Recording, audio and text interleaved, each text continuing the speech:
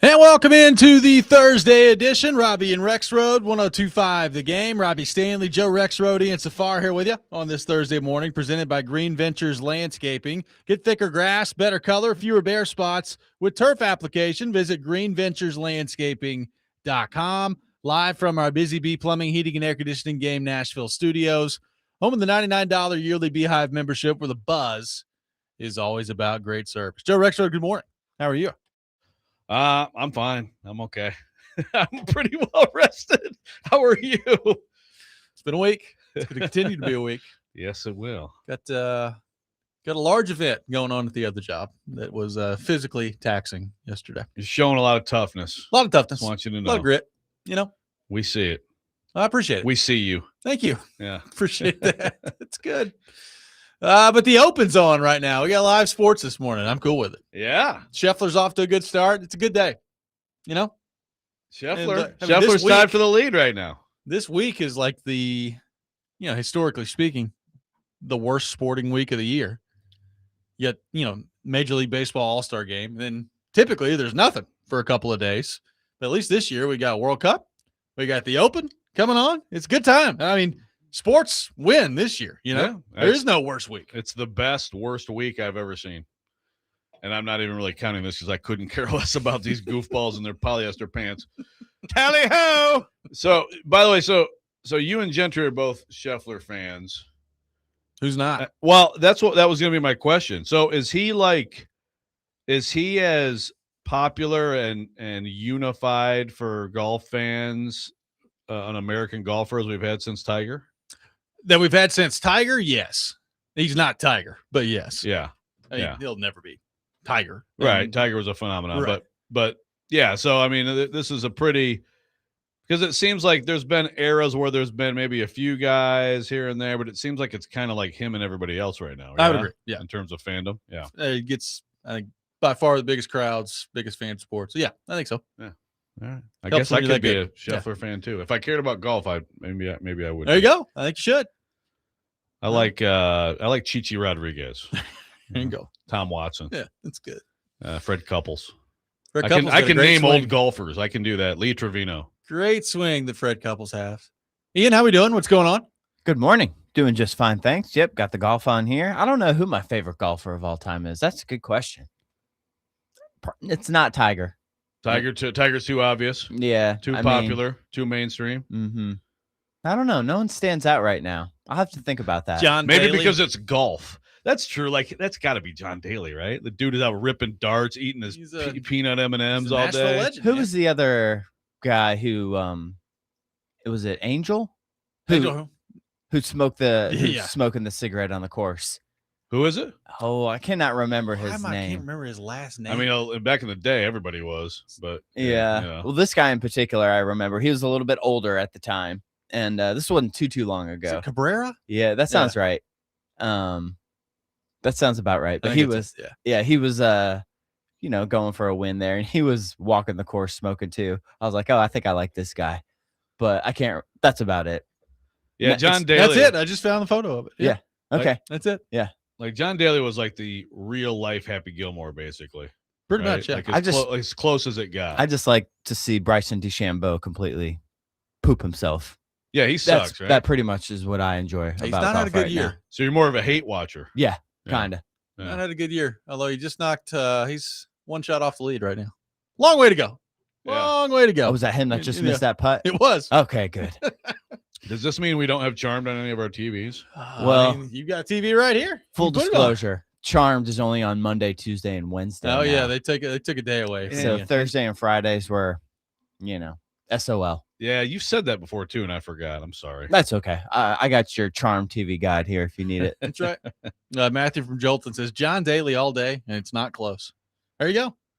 John Daly, very popular golfer out there. Why didn't Matthew from Jolton weigh in yesterday when we were asking if Michigan's the dirtiest program of all time?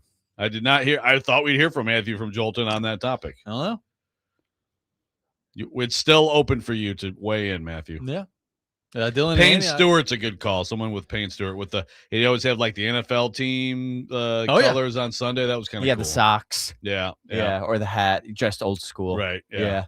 Dylan Antioch says, I'm a golf fan, but not a Scotty fan. He's great, and I recognize that, but he's just too boring and bland for me. I mean, if you like really good golf and people get thrown in jail at golf tournaments, I think he's pretty exciting. That's true. He does have he is not afraid to be jailed. He's not afraid while golfing. He also follows up and says, I like Ludwig Aberg. Not too many interesting golfers out there. Right? Is he related to Pontus? I don't think so. I mean, Ludwig, the fact that you're like, nah, man, I like Ludwig Aberg. That's my guy. That means you are really into golf. Because I've definitely never heard of Ludwig Aberg. And he pronounces it Oberg. How about that? Oberg? There's not an O there. Yeah. Really? Yeah. It's a Swedish thing. Because Pontus, we were like, is it Aberg or Aberg? We kept not being sure which one it was. And there's actually a way you can say Oberg, too. Matthew from Jolden says he was working. Okay, well, that's fine. I'm just saying, you're welcome to weigh in. You're welcome. Dirtiest of all time or no? Yes or no? We have a World Cup final that is set. We got Argentina and Spain, which, according to the YouTube chat right now, people are not a fan of. Joe, what did you make of what we saw in the World Cup yesterday with Argentina taking down England? Kuharski's dreams crushed once again. Yeah. Well, first of all, it was just phenomenal. And like you said, just thank you to soccer in particular for carrying this summer to me, for filling in the gaps. Yesterday, this is the worst week, but yesterday is traditionally the worst day, right? Like it's the Wednesday, because Monday of this week you have the home run derby if you like that sort of thing. If you like Jordan Waters crushing bombs, Jake Waters. Jake Waters, that's right, Jake Waters. Jordan Walker. Yeah.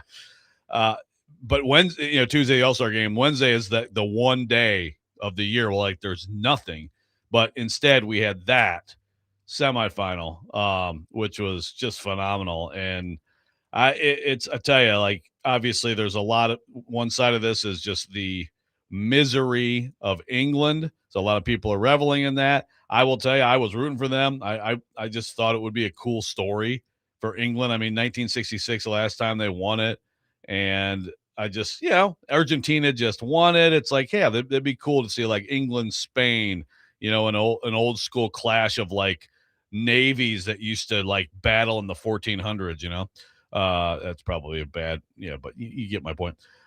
Let me just read this tweet. So Dan Wolkin, friend of the show, covered this. I just think this is awesome.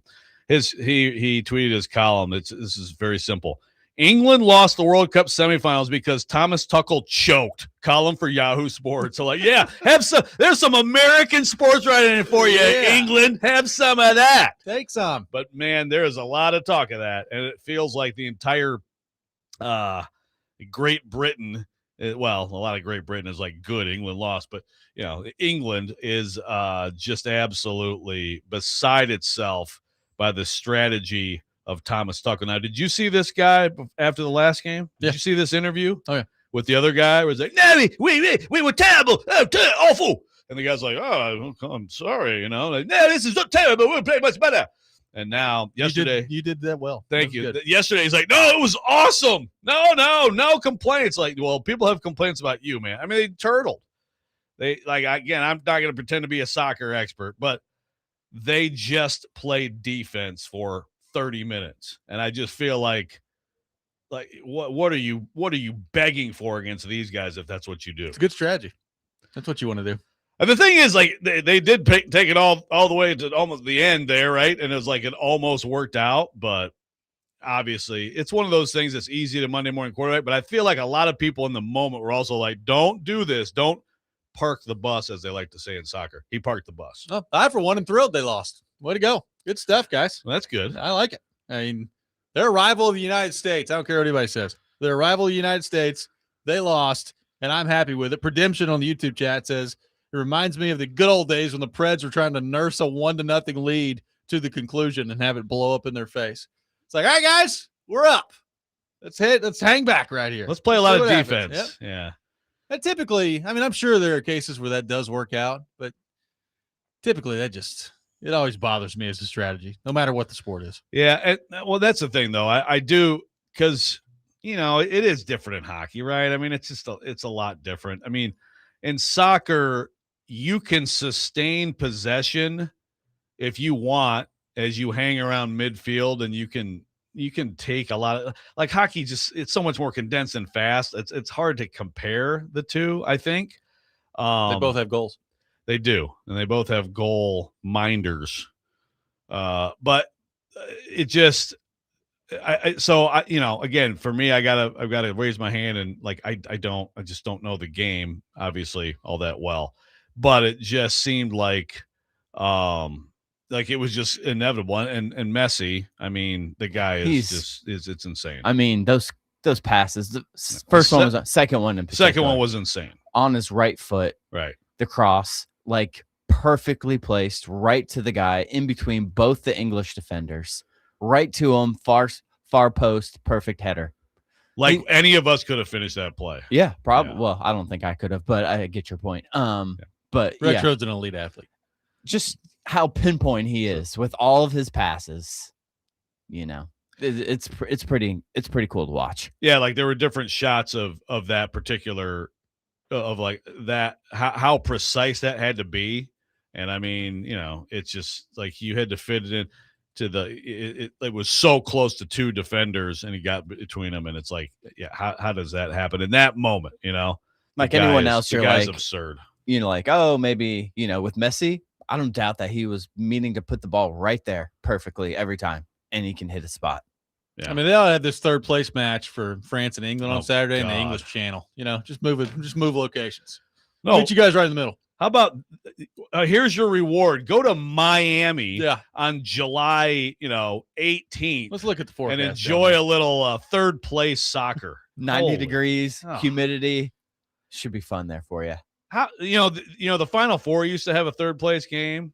And I think they got rid of that in like 1980 or something like that. Like how could this tournament still have a third place game? You're going to have all these people spend all that money and do this huge production in Miami of all places. Oh, that'd be fine. It's only going to be 89 in Miami on Saturday. They'll be all right. 89 and 155% humidity. Yeah. That'd be good. Wow, man. I mean, do you even show up? So, Ian, how we feel about Argentina, Spain in the final? I mean, it's going to be probably low. I would think maybe lower event game in general as far as scoring. I wouldn't anticipate tons of goals, but I feel like these were probably the two best teams throughout the tournament. I mean, Spain was consistent throughout. Yep. Argentina was consistent throughout. They played the same type of game. You hang in, and then the last 30 minutes, you pour it on and you find a way.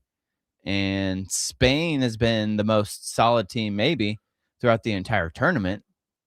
Yeah, the difference is Argentina's been behind. I mean, they should have lost to Egypt. I mean, absolutely. Yeah. And I mean, Spain does not giving up any goals. No. Won the whole tournament. Argentina is like at death's door over and over multiple again. times. It's unbelievable. And yet, because they have Lionel Messi, I'm like, well, they're probably going to win coming up on Sunday. That's my guess. I'm kind of leaning Spain. Okay. But it's hard to go against Messi.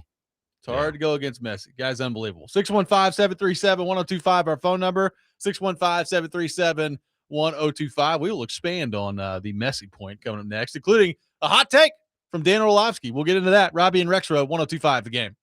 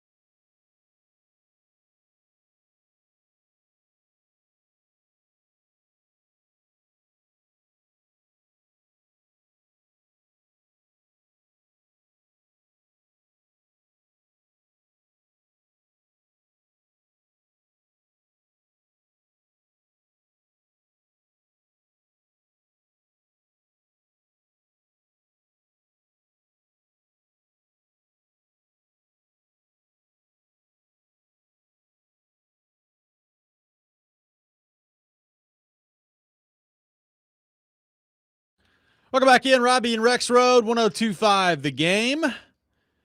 Nick Suss from the Tennessean will be with us at 7 o'clock, getting into all things Titans with him. Charles Robinson for his weekly visit at 8 o'clock on the program today as well. The best and worst things in sports coming up later this hour at 6:45. Taking your thoughts at 615-737-1025.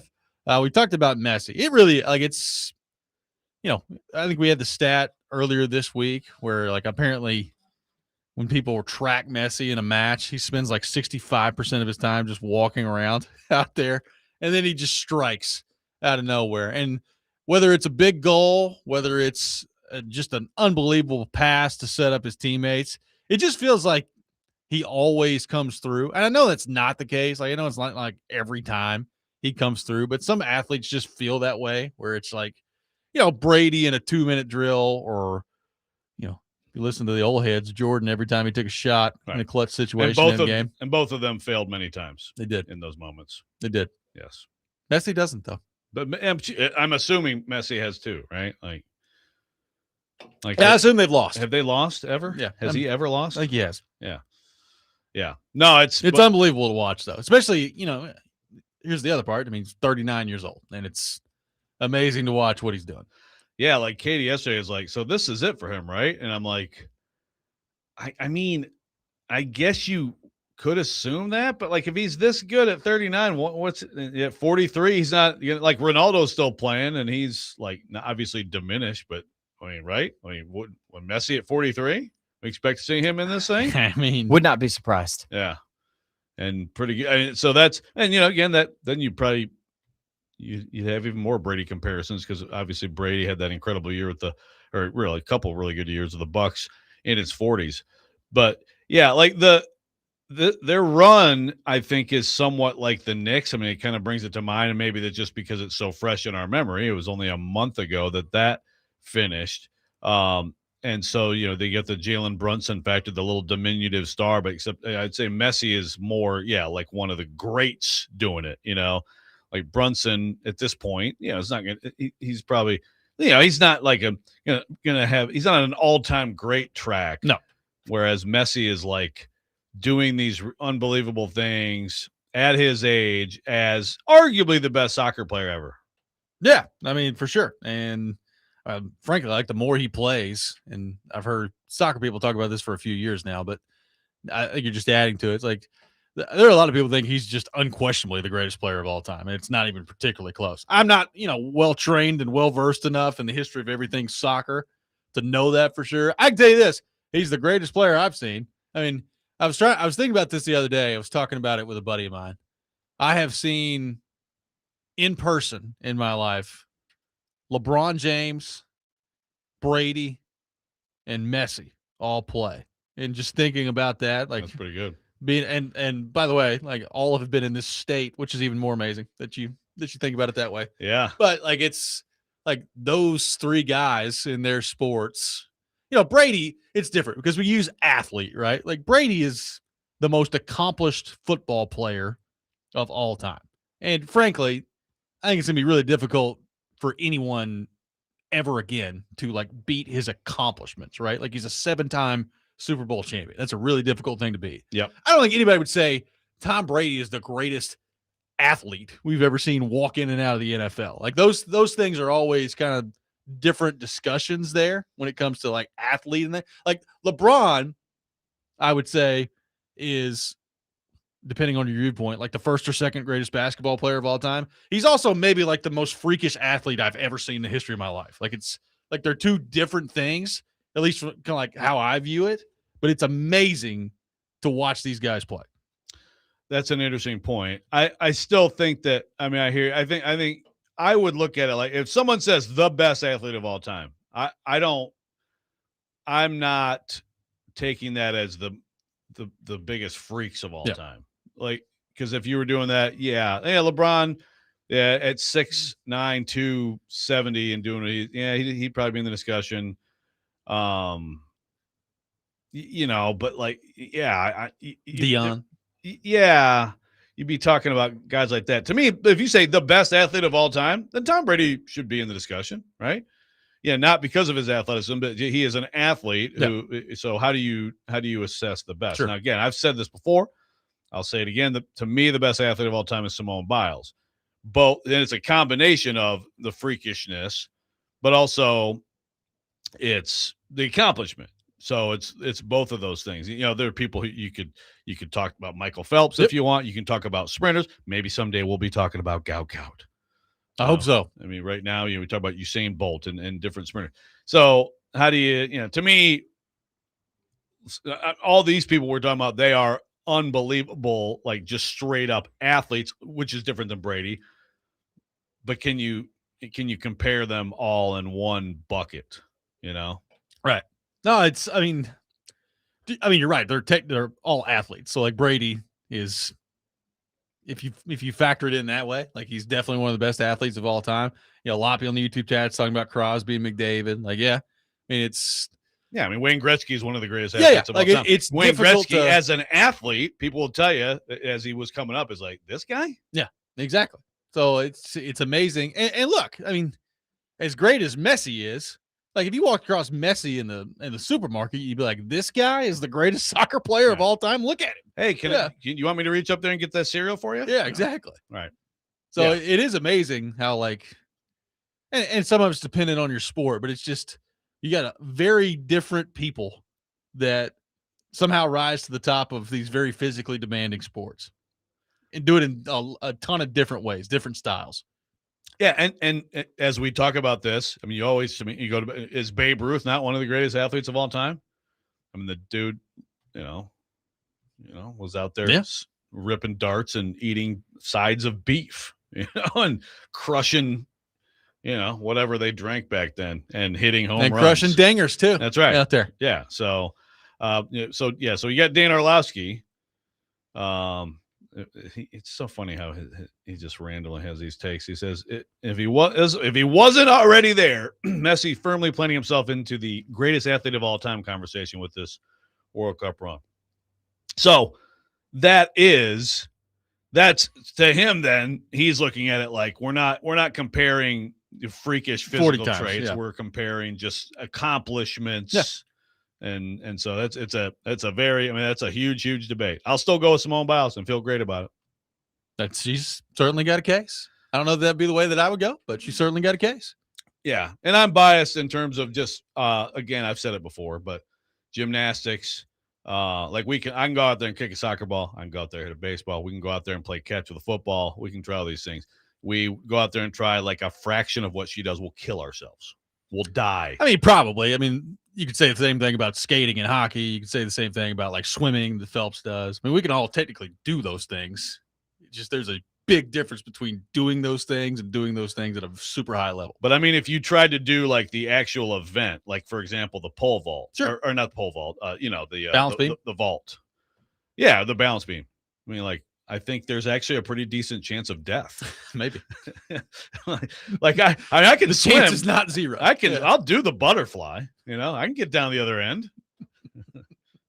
It'll take a minute, but we'll get down there. We'll get there. 615-737-1025 is our phone number. 615-737-1025. We'll take your thoughts on who you think the best athletes of all time are. Best and worst things in sports coming up later this hour at 6:45. Nick Suss from the Tennessean at 7. All that coming up. Robby and Rexrode, 1025 The Game.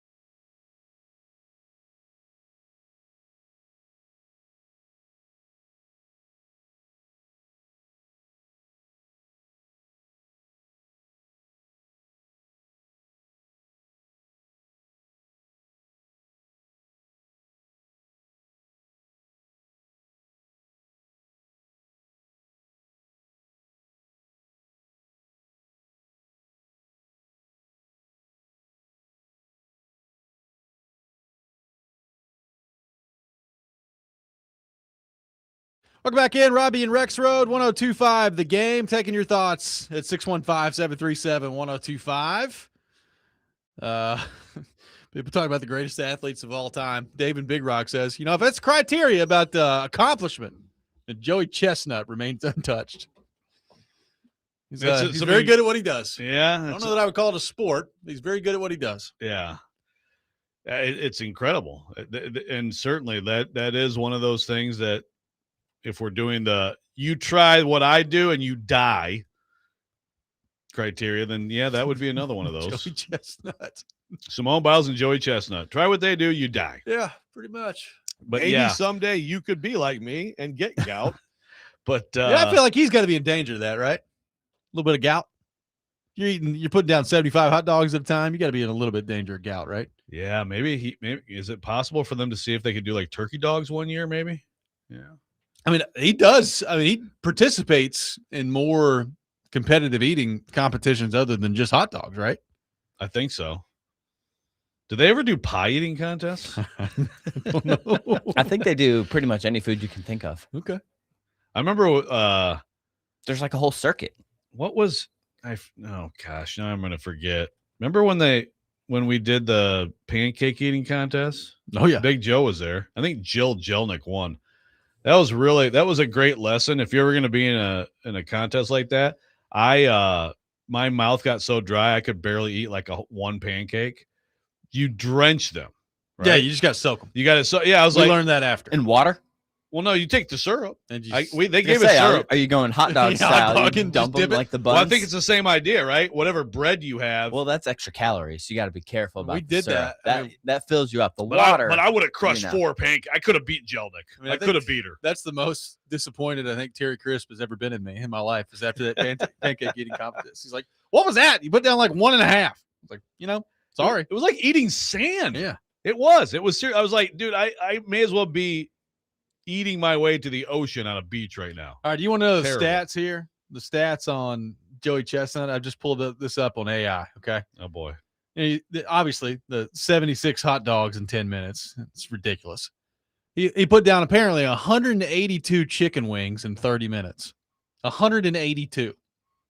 Are those? Do you know if those are boneless or bone? I don't know. You can't do boneless, right? You got to make them like eat. I around would the assume bone. they're normal wings. Yeah. If he said chicken wings, you'd think it would be bone in. That's insane. 182. He had 141 hard-boiled eggs in 8 minutes. Holy cow! Like, how could he possibly still have like? What if he got the explosive diarrhea virus?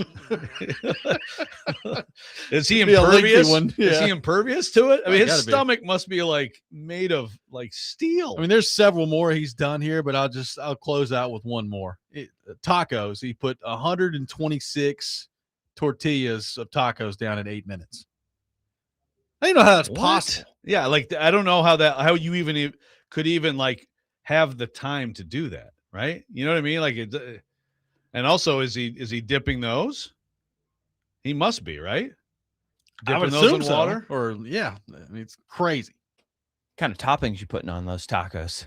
Wonder what goes into that. Yeah, like yeah. You right. know, I meat, assume it's pretty cheese, basic, right? You know, are you It's putting probably lettuce, just meat, tomatoes, cheese. salsa? Like, what are we doing? Soft taco, crunchy taco? I'd like some details. Yeah, I'm assuming they're very like straight up, like just a little bit of meat and cheese, right? Well, 126 But 100 tacos. yeah, I in don't 8 care what it minutes. is. I don't care if it's just like mini tortillas. How do you? That's unbelievable. So yeah, if you want to, I'm with you. I don't think it's a sport, so I'd put it in a different category. But it is incredible. It's human achievement. That's almost 16 tacos per minute. That's, I mean, I don't even know how to process that. that's a month for me. Ken says best athlete Derrick Henry. See, now you're talking athlete, so the most freakish athletes of all time. And in that discussion, He's up there. I think he would have to be in there. Yeah. Like if we're just talking about like doesn't make sense, the God-given athleticism that you have. I mean, and I would also, I think I would put, there's some gymnasts. I would put Simone Biles in there too, by the way.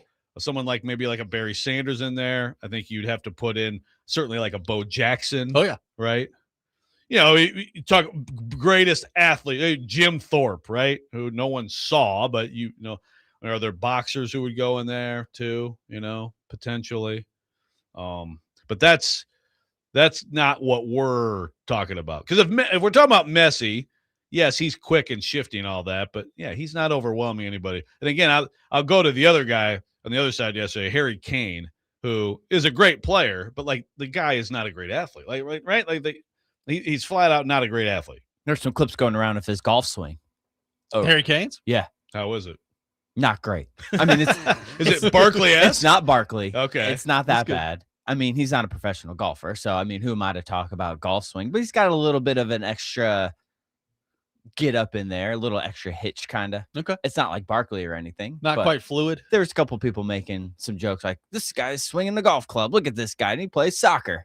I mean, like he again, to me, he looks like he has no muscle tone whatsoever, right? Like, but he has that skill. Harry Kane's getting ripped. I know.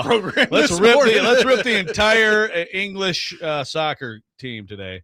But he's a great player. So that's like the Babe Ruth thing. It's like some of these baseball players who are not great athletes, but they're great baseball players. Someone putting out Willie Mays. He would be both. He would be a great, 660 home runs. Is that right? That's what the texture says. Still, major league record for putouts. I didn't know that. Great player and great athlete. Yeah. Somebody talking about Jokic. So Michael Madison says Jokic is one of the best ever, and he's constantly made fun of for being overweight. I mean, he's unbelievable to watch play. Unbelievable player. Yeah. Yeah, he's probably the best player or one of the top, and he's going to end up, being one of the all-time greats that's true, without being like he doesn't just pack it up one day. It's like, yeah, I'm just going back to Serbia. Yeah. That's what people talk about with him a lot too. It's just like, just imagine how good he'd be if he actually, cared, if he actually liked winning and losing. But see, I disagree with that. I think he's a competitor. I think he just doesn't care about celebrating. Yes. Right. Like when he's on the floor, he wants to rip your throat out. I would agree. And maybe have a burger afterward. Nothing wrong with that. Yeah. I can't, who's judging? I'm not judging him. Yeah. Bo Jackson would be a modern day, because hitting a baseball is its own thing. That's like oh yeah. And when you can do that the way he could and play that game the way he could, and then be the all-around athlete, incredible football, that's the versatility as an athlete. I think Bo Jackson's got a great, yeah, that's true. Yeah. Those guys have great cases. I think anybody who can do high level of different sports, that's got to be a accelerator. Will we ever see that again? Like, will we ever see somebody playing in the NFL and Major League Baseball or whatever like that again? Yeah, that's a good question. I just think everything gets so specialized now. I mean, there are plenty of guys that have played quarterback in the NFL that were drafted, right? I mean, AJ Brown got drafted in the MLB. Yeah. But like Russell Wilson got drafted. And Kyler Murray, I think at one point was legitimately kind of going waffling back and forth. Kyler Murray is a guy who could have done it. He could have done it. To me, it's got to be someone who is primarily baseball, and then they're just such a good athlete that they can go and play like a skill position in football. I think sports teams are way less open to that than they used to be. Like, quarterback's the quarterback will never do it, because there are so many things that are demanding now, or just like, if you're a franchise and you're paying this money for a quarterback, you don't want him out there playing baseball where he can get hurt. Like, I don't think the quarterback part of it will ever happen. Like, you're going to have to choose if you're one of those guys. Oh, for sure. Yeah, I think it would have to be, the one thing about football is, and we kind of went through this a little bit, like on the parental side, is like, that is the sport where if you're a good enough athlete and you have non-quarterback, you could play something else and still come in. Whereas I think with any of these other sports, if you're not specializing in them, your skill level's not going to be high enough at some point. Yeah.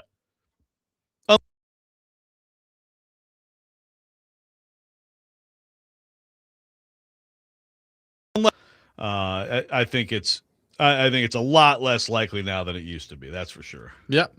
I mean, more. We got a Wilt Chamberlain, got a Jackie Robinson. Yeah, lettered in 4 sports at UCLA. I did not know this. Brett in Lebanon says the baseball was possibly his worst of the 4. Is that right?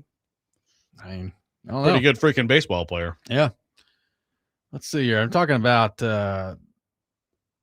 more competitive eating records. I've gone down this rabbit hole. I mean, there's ice cream, jelly donuts. Like some dude ate a jelly donut in 11 seconds, like this big giant one. Like that's the world record for that. Some of these competitive eating records are unbelievable. I don't know how humans do this. You know, And yeah, how do you even get? how do to you the train point? yourself? That's the thing. How do you get to the point where you're going to even try? But I guess I've thought that about gymnastics too. Like, who decided let's try to do some stuff where you're flipping and doing these things that like a body shouldn't be able to do and contorting and stuff. But yeah, like at what point did you get did we go down the rabbit hole of people doing this to their stomachs? Someone's told me someone on the text line here says that like your stomach replaces its lining every 2 weeks.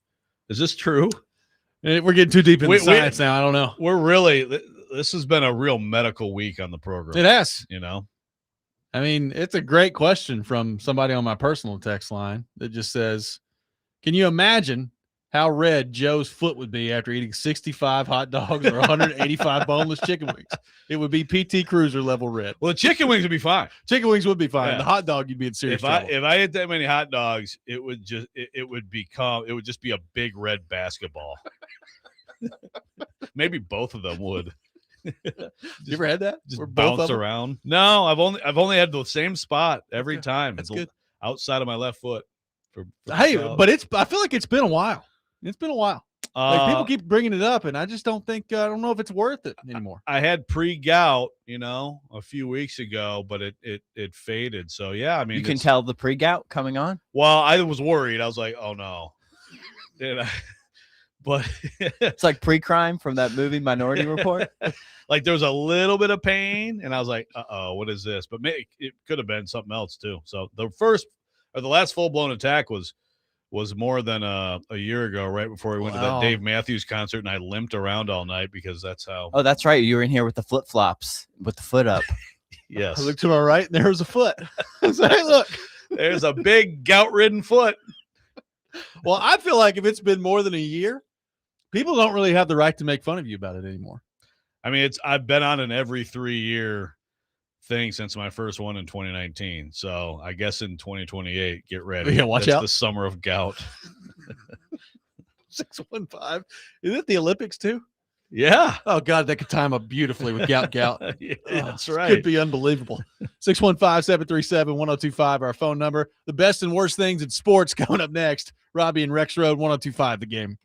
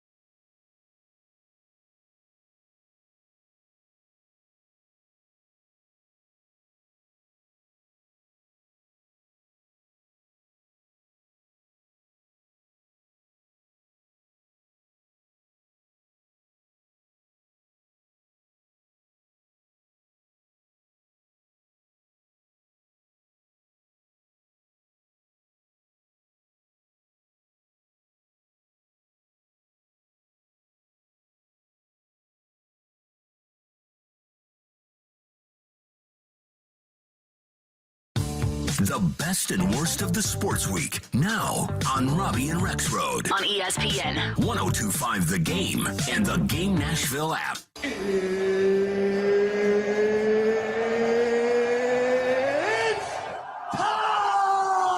This is the worst. You look like you're feeling sorry for yourself. He's one of one. He is him. This is a Coke bottle. It's not a crystal ball. When I woke up this morning, I was feeling pretty dangerous. It is that time of the week, time for the best and worst things in sports. We'll take your best things, your worst things on our text line driven by WilsonCountyHyundai.com. Joe Rexrode, kick us off with your best and worst things in the world of sports. Well, my best, I love going first, guys, but I just got to go Messi. I don't know if he's the best athlete of all time. We've been talking about that. Best soccer player of all time. That seems kind of clear, right? I mean, like Pele, I guess it's comparing eras, right? Stuff like that. Pele is probably he probably brought soccer to the world like no one else, but Messi's just unbelievable. And like Ian said, the winning goal, the play he made, but he made, he assisted on both of those goals. And it's also an example of someone, he took some shots too and all that, but like someone just making the right play to win. Just an incredible. I mean, I think someone had the stat, they haven't led in the 90 minutes yet, right? And here they are playing for the final. Just an unbelievable run and team and player. My worst, I'm just going to go back to the leaders and best. Hail to the victors. I don't know where it's going. There's a meeting today. Everyone's saying they are not even going to discuss the AD. That still, to me, doesn't mean he isn't ultimately going to be out. Ward Manuel, that is. The complete disaster that has gone on there on so many fronts is truly incredible and is worthy of all-time discussions, too, that we've had. There you go. I like it. Ian Safari, your best and worst things in the world of sports. Okay, I'm going to go soccer for my best, but how about this? Nashville SC returns to action tomorrow night. There you go. At home versus Atlanta. We're back, baby.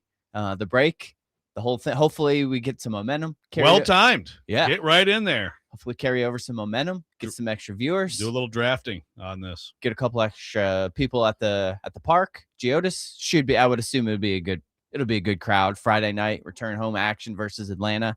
So it'll be nice to watch some local soccer, keep it going. I'll give Nashville SC my best. My worst, I think I'm going to go Home Run Derby on Netflix. Yeah, it's not great. I mean, was I going to watch if it wasn't on Netflix? Probably not. But, what just the Derby on Netflix and the All-Star games back on TV? I get it. The streaming thing, we've talked about it a lot. But, I mean, Home Run Derby on Netflix, lame. Just sounds, yeah. We have to get used to it because more and more stuff will be on Rando. Tubi. Yeah, it's going to be Super Bowl on Tubi. Everything. You can watch here and here, but Jake Waters on the ESPN rather than Netflix. Yeah, Jake Waters needs more widespread distribution. I agree. Anytime you get Jake Waters in front of the camera, you got to do it out there. My best thing in sports, the Open. I'm going to go full golf on this, best and worst. Okay. The Open is the best thing in sports. Another major championship, the final major championship of the year, which leads me to my worst. I'll be honest with you, I don't really like how there's, golf season's pretty long, and you've got a major in April, a major in May, a major in June, and a major in July, and that's it. We're done again until April next year. They got their end of season championship stuff, which frankly, nobody really cares about. Nobody cares who wins the FedEx Cup. Let's stretch this thing out a little bit. Let's move the PGA championship back to August, or who knows, maybe even early September. Capitalize right before the NFL starts. Do something like that. But I don't love how it's just bang, bang, bang, all right there together. And then you go basically 8 months with no major championship. They asked Scheffler about that the other day, and he's like, it is what it is. But we do play a whole lot of majors very quickly. So I like to see him spread it out a little bit more. That's a good point. The PGA and the U.S. Open do seem pretty close. Very close. Very close together. Yeah, spread it out a little bit more. Do you think the tour would be the best one to end with? Yeah, just because you're not moving the Masters ever. Like the U.S. Open's been kind of a staple where it is. You're not moving Father's the Day. Open. Like the PGA is the most. I mean, the PGA used to be in August, and I kind of like that. Then they moved it to May. I'd like to see it pushed back to late August. That's just me.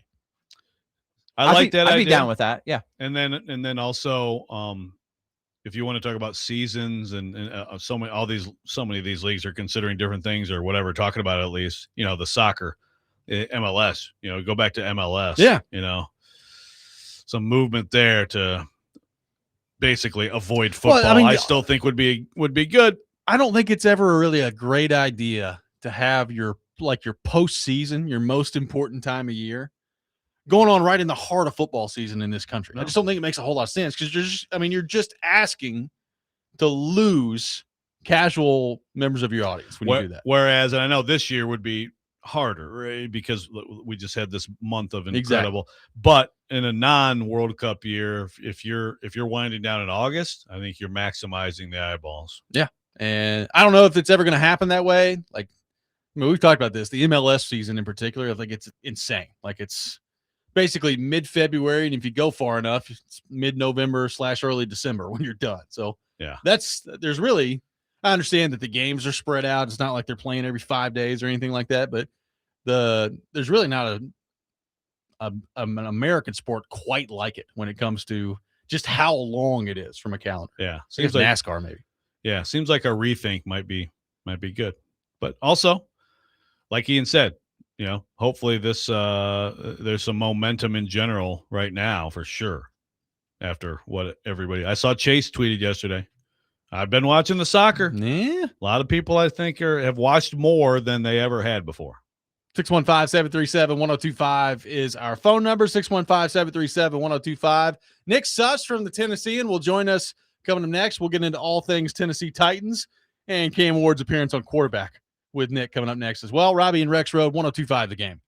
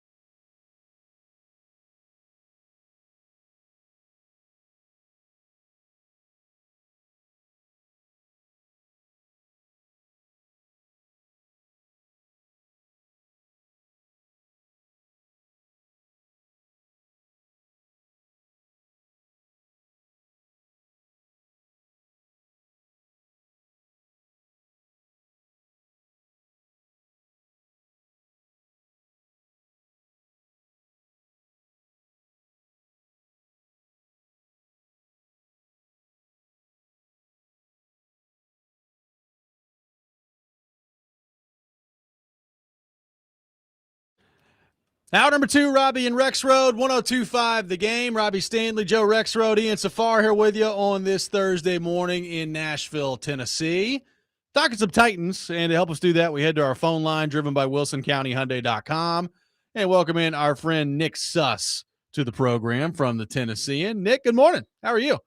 I'm good, guys. How are you? Doing awesome, man. Appreciate you taking time to be with us. So yesterday at the Tennessean, I watched Cam Ward on Netflix's Quarterback, so you don't have to. And here's what I learned from Nick Suss, which we very much appreciate here on this program. So let me just start it this way. After kind of digging through and watching Cam Ward on Netflix, what would you say maybe one of your biggest takeaways from what you saw?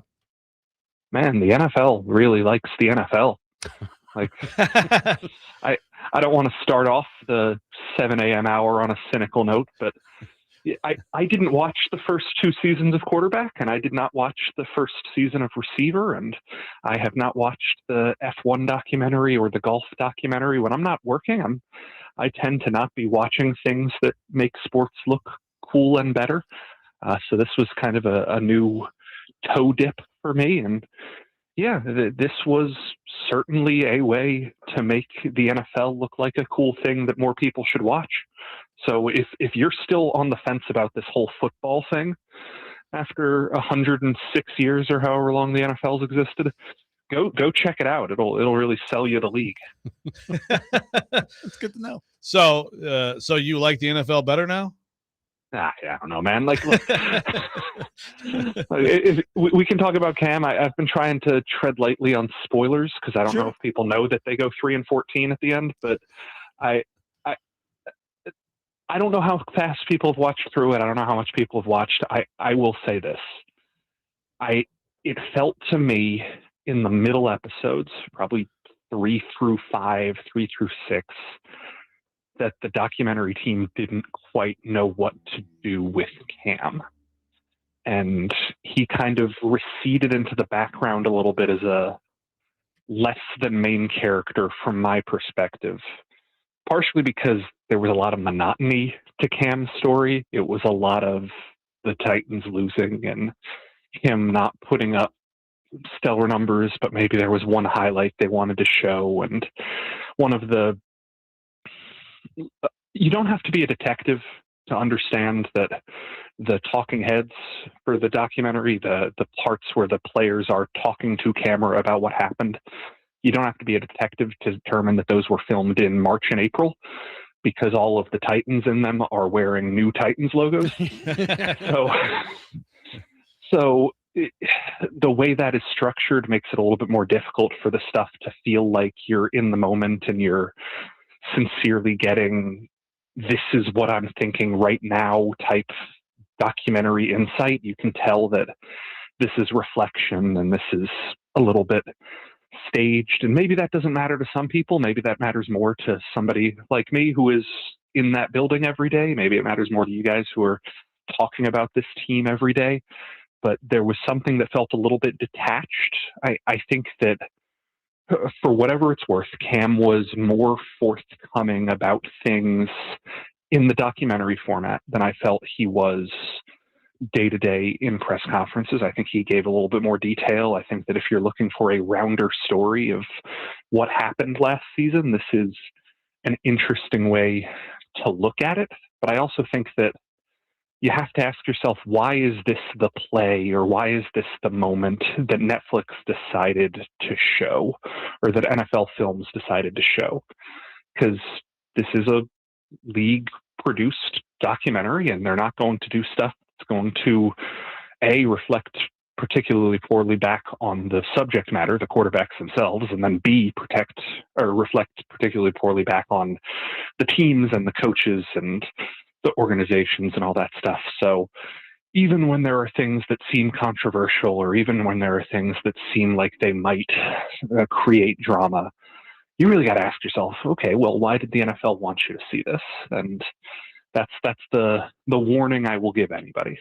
Yeah, and I heard the guys on DVD were complaining about this yesterday. They actually watched this, and I'm gonna read this from your piece, Nick. You said the 4th episode starts with Callahan's firing, quote, Maybe 2 minutes of screen time were devoted to the defining hinge point of the Titans season. Narratives that Netflix's producer deemed more worthy of screen time throughout that episode included Joe Flacco's go-to Mexican food order, Baker Mayfield's love of New York City subway system, and Tristan Wirfs catching his first touchdown, end quote. So that is disappointing. To your point, it's like that's the moment that, to me, that's what I thought of, like, okay, that's going to be really interesting. Anything with Callahan and how it all went down behind the scenes, but especially that, right? Like, how do you react in that moment? What's the interaction between them? And we got very little of that, which is, I mean, to me, that seems like the most disappointing part of this, right? Yeah, and I know people really came quick to jump to the heavy scare quotes controversy about the Denver game and Cam overriding Callahan, which is not at all how I saw that clip, and all of the stuff trying to parse the relationship. The reality is the league did not show very much about this. There is one scene midway through the 4th episode where Cam is at his kitchen counter or kitchen island or something like that, talking to his girlfriend and recounting the moment he found out Callahan was fired. And it seemed like a fairly candid moment, but it also, again, you watch enough documentaries, you watch enough narrative television, like I've watched way too much in my life, you can kind of tell when this feels like hey, can you guys have the conversation you had about this again? Can you tell that story that you've already told? It didn't necessarily feel like there was a lot of shock and awe of, I was standing in the room and Callahan comes around the corner and he just says, "Good luck" to me. And I'm like, "Damn, did you get fired?" And he's like, "Yeah." And that's kind of the if there was any emotional heft to the Callahan getting fired angle, that's the conversation. It was an "and I said yeah and he said yeah" kind of conversation, which we know you have cameras, we know you have more than that, but that's what we got to see from it. And I was thinking through this.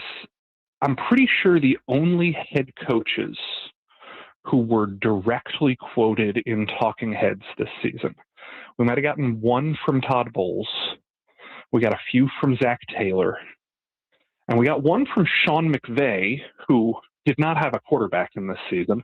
They had him talking about Baker Mayfield from 2022.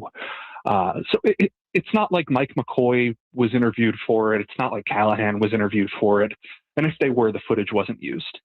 So anyone who is looking to find out more about the Titans' inner workings beyond Cam Ward's fishing habits and Cam Ward's seeming inability to decipher blue Gatorade as a flavor, which I just can't get that out of my head. I know it doesn't matter, but someone hands him a Gatorade bottle and he says, "Is this grape?" And they say no.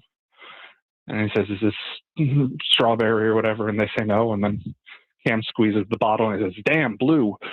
And like, that's the entertainment value to me, is much more those slice of life moments that they capture than the quote unquote football controversy of it all.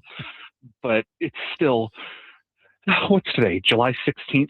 Yep. There's a reason these come out in July, and we can talk about that sort of stuff this time of year. Yep, no doubt about it. So with all that being said, kind of in the background of, his first year, putting it behind you and moving into year 2 with camp coming up in a couple of weeks, how are we feeling about Cam Ward heading into camp over the next couple of weeks here? Where do you kind of feel like things stand with him physically, or do you feel like maybe he is your expectations for him heading into year 2?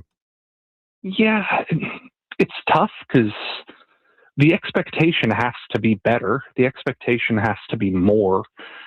Somebody asked me the other day how I would evaluate improvement or how I would evaluate better. And I kind of gave the answer that I think that the improvements we saw toward the end of last season felt a little bit like the time that Levis had that 4 or 5 game stretch under Callahan where he was playing well and he wasn't turning the ball over, that Minnesota game and the Los Angeles game and stuff like that, where you could see that he was playing efficiently within the system, but he wasn't really doing anything to actually lead to the team winning. He was just playing a better version of the system he was in.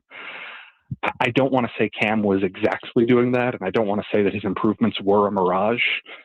But what I want to see from him is actually making plays that change games, not just avoiding the plays that hurt games. That's kind of what I expect from him in a system that asks a little bit more of his creativity or asks a little bit much more of his instinct rather than the check down. There was a line that Callahan used in one of the talking heads, not one of the talking heads, in one of the interviews during the season of completion mindset. That whole completion mindset idea, I don't think it's going to be as high of a priority these days. I think there's going to be a little bit more of a touchdown mindset or a gain a lot of yards mindset, which is more aesthetically pleasing. I like seeing that. I have no idea if it's going to work. They've obviously invested quite a bit in giving him the kind of players around him that will make it easier to be explosive, that'll make it easier to affect games rather than avoid hurting games. But that's still a big ask for a guy that we didn't see that very much from last year. All right, take Cam out of it, Nick. Who do you think the Titans' quote-unquote breakout player will be this year if you had to pick one? And if the Titans could pick that person, say, this is the player we'd like to have the huge breakthrough season, this would be the best for us, who would it be?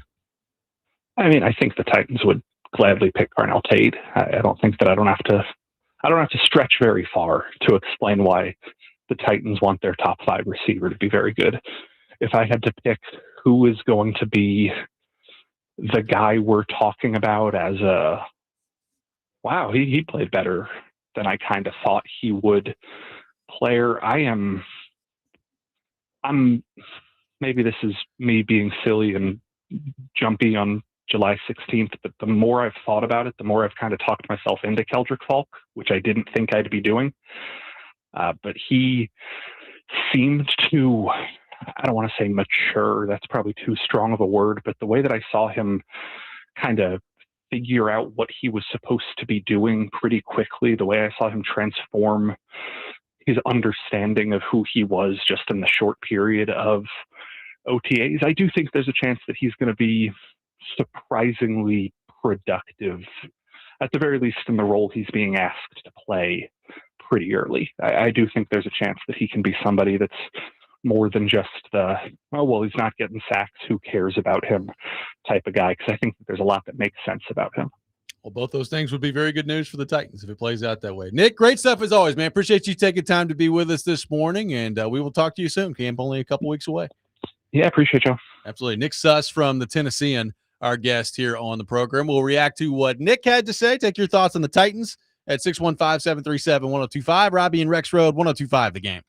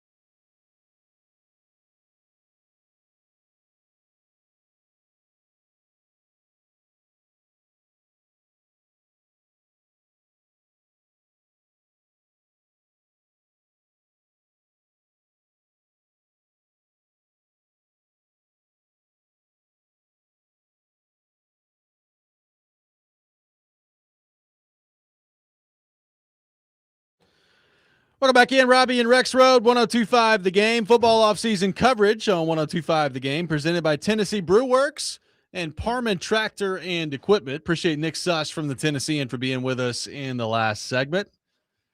I got to tell you, I just don't know how much of quarterback I'll be watching. I mean, I'll probably watch some, but it just doesn't sound like we're missing a whole lot.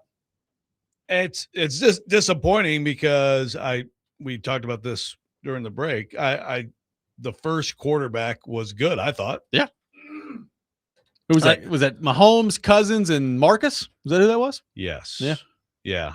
And some of it is, well, for Mahomes, I thought there was some pretty good insight into why he's so good. And I thought there was some funny stuff, some good stuff. Cousins also made the episode better because Cousins is hilarious. And you can't not like Cousins. But also I thought it was a better, it reminded me a little bit more of Hard Knocks in the early days when I thought there was some stuff in there that was like, okay, this is interesting. And it just sounds like we've already gotten to late stage, sanitizing. Hard Knocks type stuff here. And also, I mean, clearly, I know Titans fans will jump all over this, but Cam Ward was the number 4 draw of although I don't know why Flacco's any kind of a draw, but whatever. Cam Ward was treated like the 4th most interesting person. It's just that point, just like Nick said, they have stuff and they're not going to show you the real conversations when something real happens. You're just going to have this quick little recap of it. That to me is why are you doing the show? Weakening your product. Yeah. It's too bad. And it makes me not want to watch it. Yeah. I mean, it just, I'll probably run across it at some point and turn it on. But I mean, everybody I know who's watched it, I got a couple buddies that are just diehard Titans fans. They love Cam Ward. They're really excited about Cam Ward. They already watched the whole thing. And so we were texting about it last night. And I was just like, well, so how was it? He's like, yeah, it kind of sucks. It's like, oh, so if you're telling me that doesn't give my hopes up very much as to what this is going to be. It's, and look, I get it. If you're a Titans fan, you're always going to want more. You're going to want more of Cam Ward in this than they're ever going to show you, right? If you have 4 people, it's hard. And look, let's be honest. You got 4 people, and it is the Titans, and it is a 3-14 football team. And the bottom line is, it's not as big of a fan base as some of these other ones. Look, honestly, Jaden Daniels doesn't interest me a whole lot from last year either. He barely played, but it's Washington. It's a bigger fan base. I get all that. So there's all that you have to factor into it as well. But it just sounds like there's just not a whole lot to it, which is disappointing when you go through this entire process with this show. And one part I did watch was a clip of, the we ass moment, right? Yeah. And they sort of then went to the reaction, the ESPN guys, stuff like that. And it's and they sort of blew that up. And certainly that's a moment that you expect to be in it, but also, so they're taking something that anybody could see that was all available to all of us and using that stuff. And then they're not giving us the stuff that we actually want. That's really interesting. That's new, that to me is it's a miscalculation.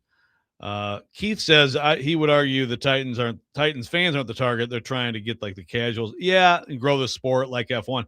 I think it's both. I think certainly you want these to be, and, Katie and I watched that first quarterback and we both enjoyed it. You want this to be something that even people who aren't huge NFL fans would get into because it's real people stuff. But also, you want the hardcores watching and you want the hardcores to say, wow, I didn't know that. Yeah. No, for sure. It seems like that's where the fail is. I understand the casual appeal. My wife's the same way. She could not care less about football, but she watched quarterback with me and she was like, every now and then she'll be talking about Kirk Cousins. She's like, how's that nice guy doing? He's still in the league, man. Just cashing checks, doing well out there. So it appeals to more people than just your diehard football fan. But I mean, here's what I'll also say. I think we've gotten to a stage with these documentaries, and this is not just a quarterback thing. It's not just an NFL thing. NHL does some of their documentaries. All these leagues do this now. And we've gotten to the point where we let the teams involved, and particularly like the public relations staff involved, have entirely too much editorial control in this. And I understand letting them have a little, like you don't want to like all these, you don't want government secrets from a team out there all the time. I understand that. But if they're just going to sit there and edit the whole thing, then you might as well just not do it. Like it just doesn't make any sense. Yeah, it's very limited. Yeah, it's very limited in the appeal again to people who are really into teams. They read stuff. They follow the team. They watch. They read. They know stuff. And if you're just giving them a little bit, and some of these things, like I do like the story of like Cam Ward. Playing dodgeball with kids and be like, man, I would have pegged the bleep out of them. That's funny, like, stuff like that. But just seems way too limited. And you're absolutely right. I now have a flash of what's the NHL series like for the playoffs? The road to the Stanley Cup or whatever they call it. Yeah. Remember the whatever, it's supposed to be full access, but then of course Robby decides to just crush that. Yeah. I have this flash of Jerry Helper running out and be like, get out of here, cameras. Poor Jerry. He's got a lot. I'm sure Robby was just a real treat. Jerry, get out there. Yeah. Sorry. No. Oh man. But see, that's actually good funny. footage. Yeah, exactly. Like that's really, at least you got to see in real life, like the documentary makers are like, see, this is what they did. I'd take more of that. I agree. Like the coach said, get the hell out. So this is what happened. Here's the footage we got. Yeah. Like I just think that people are so like, there's all these public relations departments and sports organizations now, and they've all gotten huge and like, they're just involved in everything. And look, throughout this process, I've met a lot of great public relations people that I like, and they're are really good at their jobs. But like, if you're just going to sit there and do these documentaries and they're just going to nitpick everything and cut everything, it's like, well, then stop doing it. Like if you want a team produced, documentary, well, they'll do that. Right. I mean, they're trying to do all that anyway. Just, it's disappointing, not unpredictable that it's played out this way. Yeah. And so we were all hungry for content during COVID, and we got the MJ documentary, which had a lot of great stuff in it, but also it was MJ making sure that he sculpted the story and avoided some of the stuff that I think would have been real interesting in that story. There wasn't much in it, right? All the gambling stuff, etc. I mean, so many of these now are produced, or hagiographies, and the Fab Five was another one. Speaking of Michigan, largest cheating scandal ever. We didn't even mention that yesterday. Some of the stuff that was in that document. I mean, it's quite a legacy. That's a disappointing part of it is, having too much like that. So I feel like some of the 30 for 30s have been really good. And that's different now. That's a documentary and it's interviews. It's not trying to be in real time behind the scenes, but those are still good. Like the Red Wings one. Still. Sounds good. Great one, man. Brian says, sounds like what's happened with the NHL's 24/7 road to the Winter Classic. The first round with the Capitals and Pittsburgh was epic. He got Bruce Boudreau F-bombing and then a bunch of other great scenes / footage. I guess that was like, I don't know, 14 years ago at this point, somewhere around there, maybe even longer than that. Gosh. But like the Bruce Boudreau locker room speech where I think he said like legitimately 38 F-bombs in the span of, I don't know, 45 seconds. It's incredible. Like, it's still one of the greatest hockey clips of all time. It's like, wow, he used that word with things that don't even connect with each other. It's unbelievable. Fart to the fart, party, fart, fart. It's amazing the way that played out. 615-737-1025, our phone number. We mentioned Derrick Henry earlier in the show about the greatest athletes and physical specimens that we've seen. But my goodness, the University of Tennessee has found one that is quite impressive. We'll get into that coming up next. Robby and Rexrode, 1025 The Game.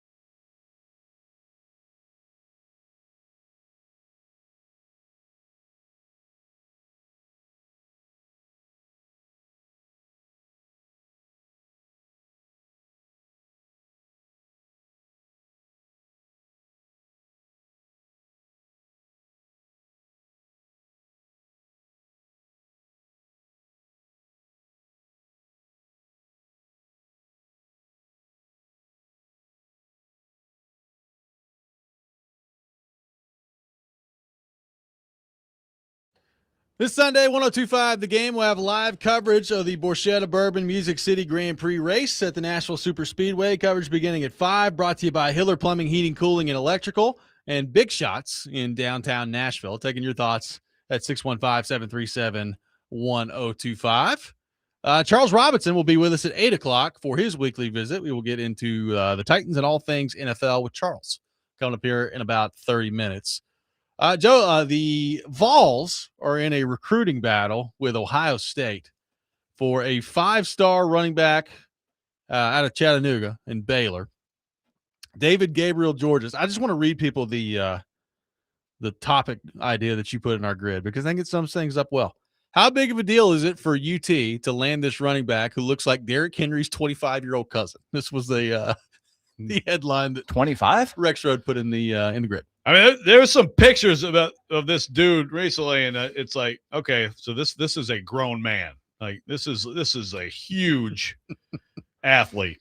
Yeah, there's a 5-star. There's a little bit of And Derrick like Henry a coming in high mind, man. 5-star. I think he's ranked nationally as like the second back. Is he 10th best player? 10th best player? 10th best player, second best running back. Pretty good stuff.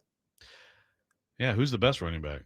That's a great brings me question. to- I'm Yeah. sure we could easily look that up, but yeah, and it's Ohio State, Tennessee. The reporting on this is that Tennessee has outbid Ohio State. Yep. And you always got to be careful with these things. For one thing, they can change any second, and also people lie, But that seems to be the consensus. Is it's like, of course, both of those programs very attractive, closer to home.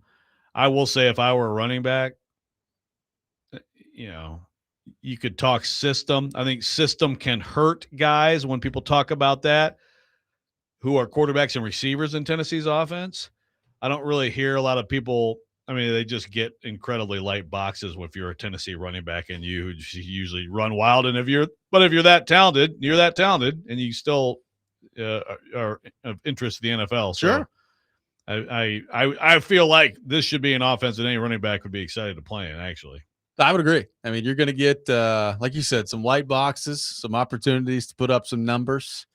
We'll see what it looks like. I mean, anytime you're in a recruiting battle with Ohio State, you're always nervous about that. I mean, I guess the last really big recruiting battle they had with Ohio State was David Sanders, and they won that one. So, or at least I guess the last really big one that they won was David Sanders. So they have outbid / out recruited Ohio State before. I mean, it used to be, if you're in a recruiting battle with Ohio State and Ohio State like actually really wanted somebody, they're probably going to get them. And that doesn't appear to be as much the case anymore. So that's good. Yeah. So he's announcing Wednesday, CBS Sports College Football YouTube channel. So that's Wednesday at 4:30 our time. There's, Steve Wiltfong, and I got to make sure he's at On3 now. He's at 24/7. He's at On3. He's quoted in this Tennessean piece. The majority of sources feel like Tennessee is going to land him, but there are sources that believe he ultimately goes to Ohio State. This has just been a dominant topic in the recruiting front. It's kind of refreshing because I feel like high school recruiting is just sort of, of course it's important, but it often comes in second fiddle to the portal movement stuff, right? And also, it's interesting. I think running back is a position that maybe people don't get as excited about. But the thing about running back is, every year, every program gets a quarterback who's highly ranked, right? Pretty much for the most part. Like everybody's going to get their net. Like I'm going to be the starter in this class type thing. You're going to get a good player. So many of these quarterbacks don't work out. Just like at any level, right? Yeah. Quarterbacks are just so hard to project. You can have the most talent in the world, and it just doesn't work out for you. Running back, how many running backs who are that high bust? It does happen. Things happen, but for the most part, it's like it's pretty simple. They'll give you something. If you have that level of talent, like I would expect him, if he came in, to come right in and produce at least being a rotation right away as a true freshman. Well, and I mean, Tennessee, if you're looking at 2027, right? I understand that some of this is just when it comes to like how many people have been committed. Like I think depending on where you look, like On 3 has got Tennessee's 27 class is 35th right now in the composite.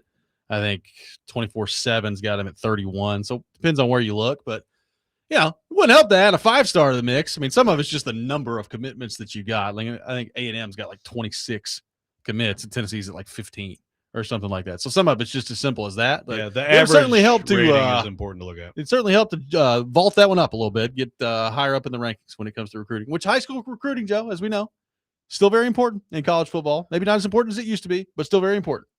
Quick search: the Vols did have the number one running back recruit back in the day. It did not pan out. Oh yeah, Bryce Brown. Bryce Brown. Yep. There you go. That was 2009. Kiffin. Yeah. No, it happens for sure. But I feel like if someone did a study on hit rate at positions, and someone may have, and I just missed it, I've got to think like running back. There's a handful on this list. Demetrius Summers from 2003. He was ranked ahead of Reggie Bush. Noel Devine went to West Virginia, Oh, he was great. He 2007. was great at West Virginia. Okay. Jason Gwaltney, 2005. Jason Gwaltney, yeah. Daryl Scott, 2008. Yeah, there's bus. There's a few. I mean, that's Sure. a handful. Just a quick search. Yeah, there's bus. I mean, there's bus at every position. I would say running back, but if you did that same thing and did quarterback, do linemen, Oh yeah. I mean, linemen, that's but quarterback, obviously, a lot of those guys. Drew brings up the point here. It's not closer to home because he's from Canada. Okay, so it's closer to his current home. Current home. Yes. Yeah. But he's Canadian. He's home now. So I guess if he's Canadian, maybe Ohio State makes him feel more at home. What part of Canada is he from? He's from British Columbia. Oh, he is? I don't know. I'm just asking. I don't know. Ontario.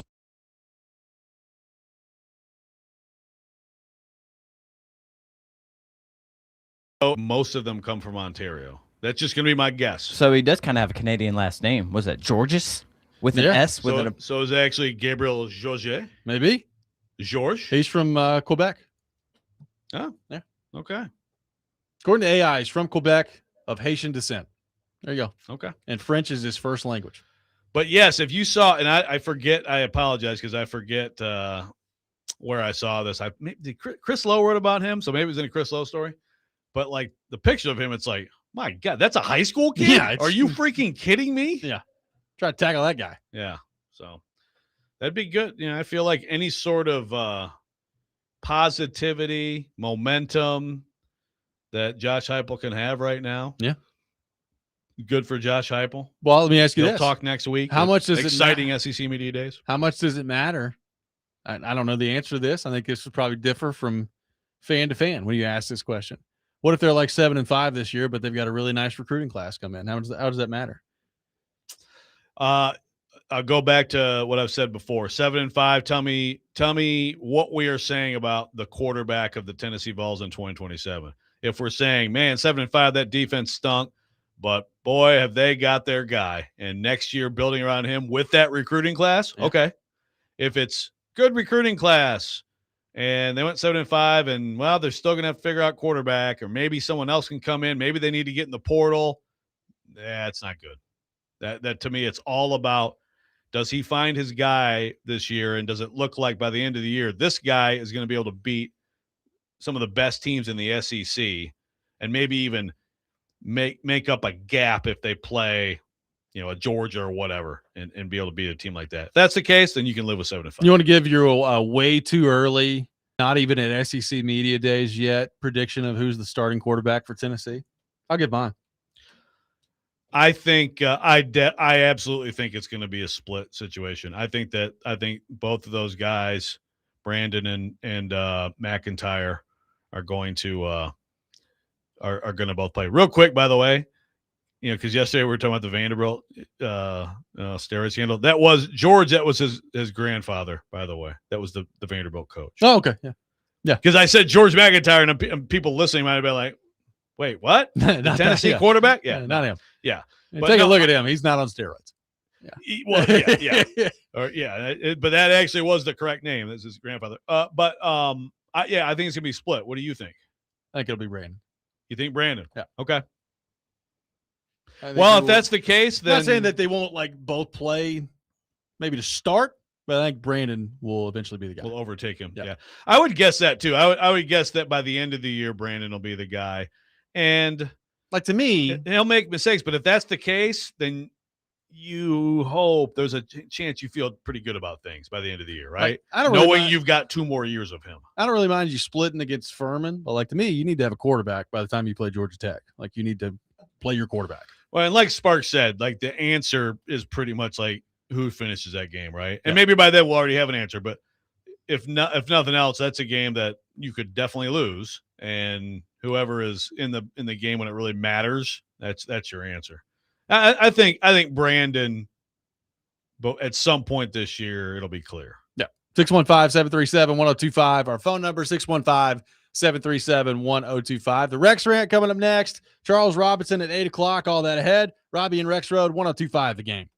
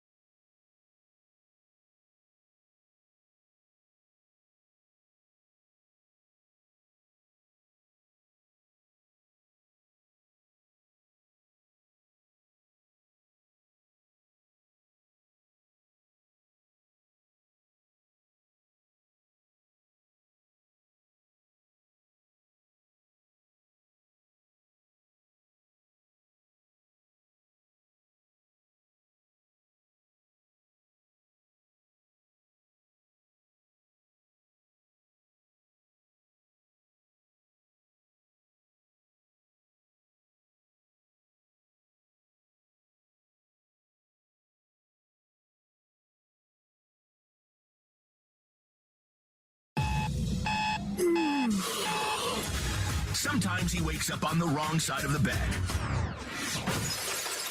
And sometimes he's just, well, Joe. Awkward moment. Let's do it. This is the Rex Rant, now on Robby and Rexrode. Totally screwed up as a parent. And I was out there covering this, and there was so much weed smoke, I was high out of my mind. My joints are all fine. The contact buzz, I just wanted to go get some taquitos. Hey, Alante, Paul Kuharski, paulkuharski.com. Nice to meet you. Paul Kuharski. If I mention my name, it's Kuharski, and it's paulkuharski.com. So, Alante, they've got you giving up 8 touchdowns last year, 13 the last 2 years. You couldn't stop anybody from getting in the end zone last year. What's with that? Why do they catch all the balls in the end zone against you, Alante?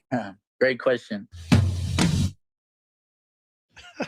It is time for the Rex Rant, served by the Wine Cellar in Hendersonville. Oh, God. And that is, by my vote, Ian's greatest work. Right there. We've used that one before. This is a replay. Yep. Just a heads up out there. Went back through the system, found an old one. That one's the best. There's a couple of other giant Say My Name remix one, but Yeah. No, I think I think just like any, great program, replay reruns are good sometimes, Yeah. They're classic, You get a song you love, you play it over and over again. Same thing to me. So that was beautiful. This is sort of a mismatch of things, but I do have to respond to Stilly, who throws Jalen Hurd out at me. As his running backs that busted? Yeah, Stilly's point, running backs bust all the time. He says Joe McKnight, and he says Jalen Hurd. Yeah, Jalen Hurd had 2,200 yards, 17 touchdowns his first 2 years of college. And as you pointed out, as you research in the break, he's 6 on the all-time UT rushing list. Like names like Jamal Lewis, Arian Foster, and Travis Henry in front of him. Yeah. Now we all know his junior year, 2016, get overtaken. Yeah, he got overtaken and he left, and then he was just like going to go to Baylor, switch to receiver, all that stuff. Yeah, so it didn't end well, but he was everything they thought he was going to be. It was a massive recruiting win for Butch. Butch found a way. Butch found a way. Some of these recruiting battles, I tell you what, Butch and then he had found to coach. A way. Yeah, that's where things tended to go downhill. But Jalen Hurd was everything they hoped he was going to be, without question. I mean, his sophomore year, 1288, 12 touchdowns. I mean, come on. So another terrible point made by Stilly. Thank you, Stilly. Let's listen to this. I have to play this because this was. So we probably, we should get some of my Michigan radio friends on, as guests sometimes, and just chop it up a little bit. Sure. This is Doug Karsh and the Gator, Scotty the Gator. That's my guy, man, the Gator. Doug Karsh, Michigan State fans hate Doug Karsh because he graduated from Michigan State, but he's like a huge Michigan fan. He works for Michigan, but Doug's a nice guy. This is a caller. My gosh, I need to make sure that I have the station correct, don't I? I want to say 97.1. Yeah, 97.1. Yeah, it's 97.1. I'm sorry. I'm old. This is a caller about why Steve Eisman failed. Tim is next on 97.1. Hello, Tim. There was a clip a few years back on TNT where they were interviewing Iserman in between periods, and he basically said, without saying, he smokes a nice one, every once in a while to relax. Do you think maybe he was on Devil's Lettuce a little too much? He was a little too passive, perhaps. What? Think that they're high? You think that was a factor? No. What? Do we think that Steve Eisman struggled because he's a pothead? Is that what you just asked us? No. No, I don't. And did he admit that? I feel like if he admitted that, are you on the Devil's Lettuce? Are you the pothead? What? All right. Well, there's that. No. Stevie Y. Red Wings couldn't get in the playoffs because he's got the weed out there, I don't really have a rant for this other than why don't we get calls like this? I'm asking the callers to step up their game. Okay. First of all, because I'd heard it before, but like the Devil's Lettuce might be the greatest euphemism for weed. Oh, it's awesome. The Devil's Lettuce. Might be the greatest. Also, so this is a call to step up your game. Like that's the type of call. I feel like those guys got a little bit too mad about it. They should have had more fun with it. Like, calm down, Karsh. Okay. But that was a great call. And also, is this true? Like, did Steve Yzerman on an interview ever admit that that would be never heard of this. shocking to me? Yeah. I mean, it's probably completely made up, but it's like, wait a minute. Did Steve Yzerman actually admit at some point that he likes to take a couple puffs, puff, give? Like, really? Well, they can re-retire his jersey after I jokingly said that they unretired it yesterday. Yeah, by the way, okay, I'm reading this. Thank you, AI. He never actually admitted to liking marijuana. It stems from a notorious 2019 pre-draft prank he pulled on Kirby Doc. He said he grilled him about smoking weed and admitting he was just messing with him. Okay. So he didn't actually do it. So he didn't actually do it. But someone, a Red Wings fan, was like, well, he basically admitted he likes the devil's lettuce. Could this have been the issue? Somebody on the text line said Steve Yzerman. By the way, you freaked out somebody yesterday because the texter actually thought they're unretiring his jersey. They were unretiring his jersey. I'm like, no, yeah, man. Sorry. I don't think that's gonna happen. Everything's gonna be okay. Someone says it's also called the devil's cabbage. Well, what are let's see, what do we have here? We've got reefer, we've got ganja, devil's cabbage, devil's lettuce. Somebody asking, does the devil's lettuce give you explosive diarrhea like normal lettuce is doing right now? The devil's lettuce is actually safer for you now than regular lettuce. Yeah. So if you hit the devil's lettuce, just get some taquitos. Lay off the veggies. Yeah, no fruit or veggies. Yes. So, are you sad that it hasn't worked out with Yzerman? Like, now that he's officially gone, or I guess he's not gone. He's in an advisory role. Well, first of all, is he seriously going to hang around? Is he going to hang around that building and be in a quote unquote advisory role? I think that's a nice way of firing a franchise icon without actually firing a franchise icon. Like, he'll never be in the building again, right? Probably not.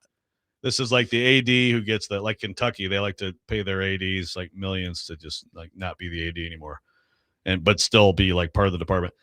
It's very sad. I think it's one of the, I don't want to call it shocking, but obviously he did extremely well. It was sad when Joe Dumars built a championship team, so he has that. So like the 2004 team was Joe Dumars, and you can never take that away from him. So at least you had that. But then he drafted Darko, and it went completely downhill. He could have drafted Chris Bosh. Wade. Yeah, Wade was available, wasn't he? Yeah, he was. Yeah, could have drafted Dwayne Wade. He drafted Darko Milicic, and it went downhill. But at least he had that. Steve Yzerman had success. It wasn't just that he was a legend. It was like he has demonstrated that he can do this.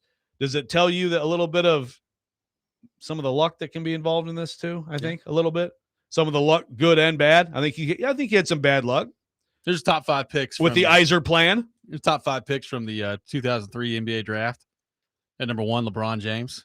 Yep. At number 2, Darko Milicic. Yeah. Number 3, Carmelo Anthony. Yeah. Number 4, Chris Bosh. Mm-hmm. Number 5, Dwayne Wade. Sure. Those are your top 5. Yeah. So there you go, Darko. Good job, buddy. So remember, that's 03. Yep. So the next year, the Pistons won it all. The championship. They won the championship. The year after that, they should have won it. They lost in Game 7 to the Spurs. But and because Rasheed freaking, doesn't guard Robert Horry, whatever. So like it didn't even cost them. What if they had on that championship team Wade or Carmelo or Bosh? Oh my God! So actually, that's a much harder story than for a Detroit fan than this. But it's sad. It's very sad. And I will tell you, I think you could take this to the Preds and Trotz a little bit, and maybe some Preds fans would disagree and not feel the way I do. I feel like if you're a Preds fan, and a lot of Preds fans have been angry at Barry Trotz and what he did at GM, and I think that's fair. Does it make you feel any different about him as a coach or what he is as a historical figure in this franchise? Like, to me, it wouldn't. And I feel the same way about Yzerman. It doesn't change my childhood with Steve Yzerman as my favorite player, right? As the third best player in the league for a long time behind Gretzky and Lemieux.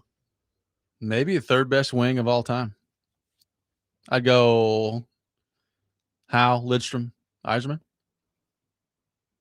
Maybe. Okay. I don't know. That's just my off the cuff. I mean, they got a lot of guys.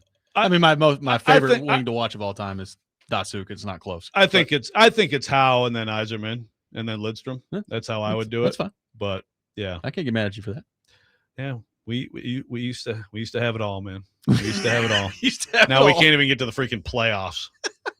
615-737-1025. Give me some devil's cabbage. Our phone number 615. I smoke weed constantly. Names coming in on the text line too. Charles Robinson coming up next. Robby and Rexrode, 102.5 The Game.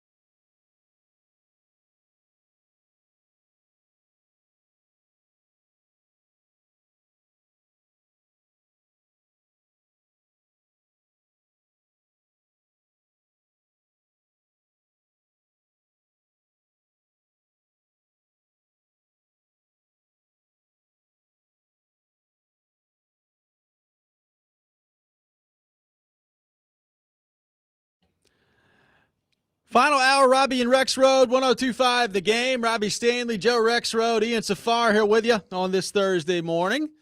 And we welcome in our good friend Charles Robinson to the program on our phone line, driven by WilsonCountyHyundai.com. Charles, good morning. How are you? I want to know about this slander where Joe was telling people I was slow in the running of the bulls. How would Joe know That did happen. that I was slow? I think you told me you were slow. No? Listen, man, there's so many people, it's hard to be fast, okay? But you feel fast as soon as you see you see some bulls coming at you. You feel, I got a couple pictures from it, and there's a guy next to me who I was hip checking and forearm checking the entire way, and he was wearing a T. Martin jersey. So there is a Tennessee tie-in. Go Balls, baby. Was it That's T. what I'm Martin? talking Was about. it T. Martin? Yeah, the guy was dirty. I was like, get your hands off me, man. If you're trying not to stand out to a bull, I mean, the T. Martin jersey. And it was. I'm pretty sure it was the dark T. Martin jersey too. That's a little close to. That's a little too close to red, isn't it? Yeah. Yeah. Not the. Well, let me ask you: did you have tennis shoes on, or did you go flip flops? Because apparently the Australians up there, they go flip flops. No, tennis shoes. Come on, man. Did you see anybody with flip flops? Oh yeah, I mean it was all kinds of madness. The stuff people would wear, and it was. I'll just tell you, I knew even before the World Cup, I could have told you some stories about Australians and how crazy they are. And I just remember I ran it a couple of days in a row, and there were Australians that I don't think slept any of the nights, but they were there to do it. And they would run completely tanked, like tanked to the hilt. And I just don't understand. The only way I'd possibly get out there. Yeah, right. I mean, I guess liquid courage, but man, Hurts less. Good Lord. It makes it a lot easier to not run in a straight line. That's true. You're a little more elusive. Get a little zigzag out there. Well, Charles, we're just a couple weeks out from training camp here in the National Football League. So football is right around the corner. So talk to us a little bit about your camp plans and maybe some of the things you'll be doing. Yeah. So it's coming together. So basically my plan is I've always done like a month-long camp tour. I will be doing that. So I'm going to be setting out on July 22nd. I'm going to get out to Phoenix. They're going to be opening camp early since they have the Hall of Fame game. So I'll be in with the Cardinals. And then I'll start working west. Cardinals, Raiders, Chargers, Rams, Cowboys, 49ers, and then take a right turn for the Broncos, and then Vikings. I'm going to get a Titans practice in there. Yeah. And Chiefs, Bears, Browns, work my way east. The plan is to try and get, if I can manage it, around 25 teams in between August or July 22nd and August 25th. So it'll be, still some kind of finessing that goes on later in the tour, and I'll be doing some work for Front Office Sports while I'm out.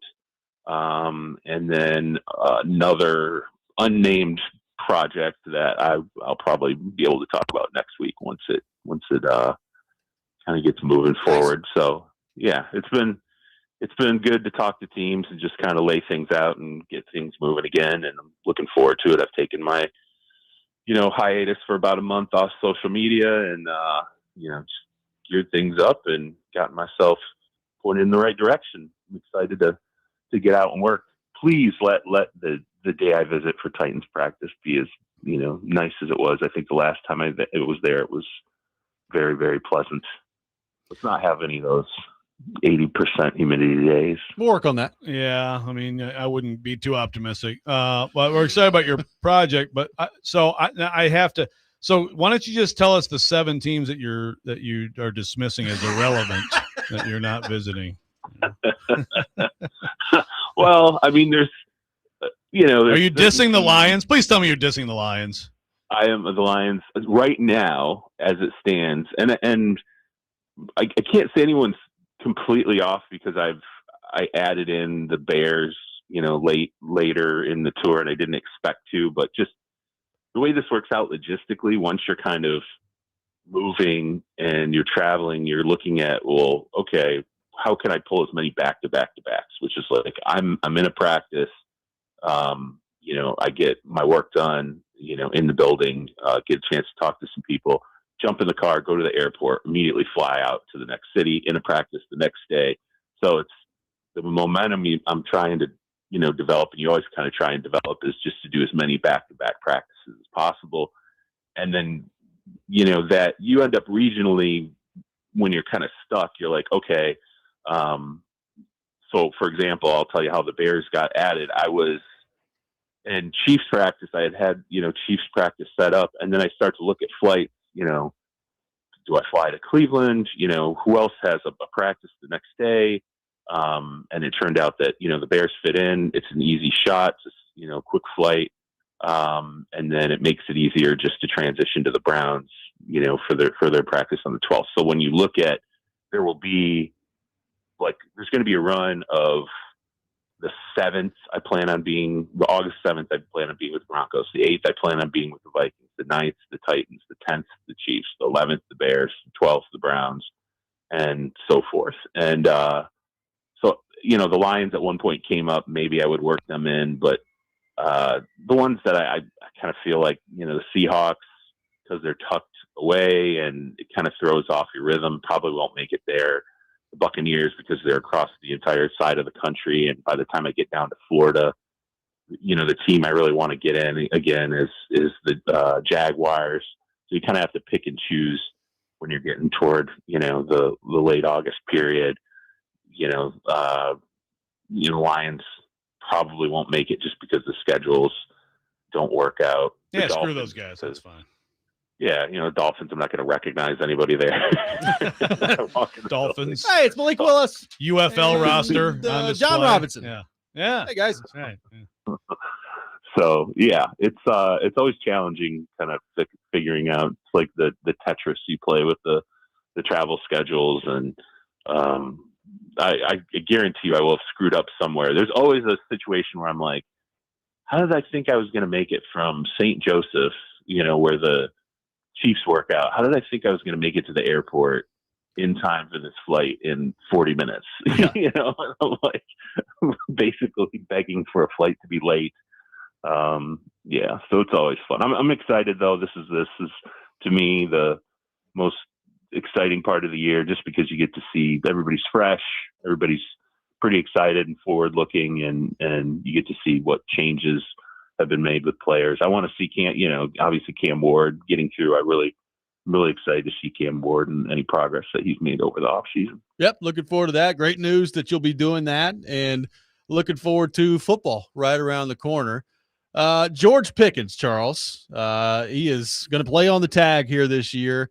It just became way more difficult to trade George Pickens as well. So he's going to play, and he's going to be with the Cowboys, and then we'll see kind of what the long-term situation looks like after that. But what's your read on this, I guess, from the Cowboys' perspective and the way that they've handled it? Well, both sides have stayed true to what, they were saying in the offseason, which was when the Cowboys tagged him, the underlying message really coming out of the organization was we intend on, playing him on this tag, and we value him, and we're not, walking away from a long-term extension here. But we're going to go through the 2026 season and figure out how exactly that could be massaged into the system. And then Pickens' side, the message was, we're fine with that.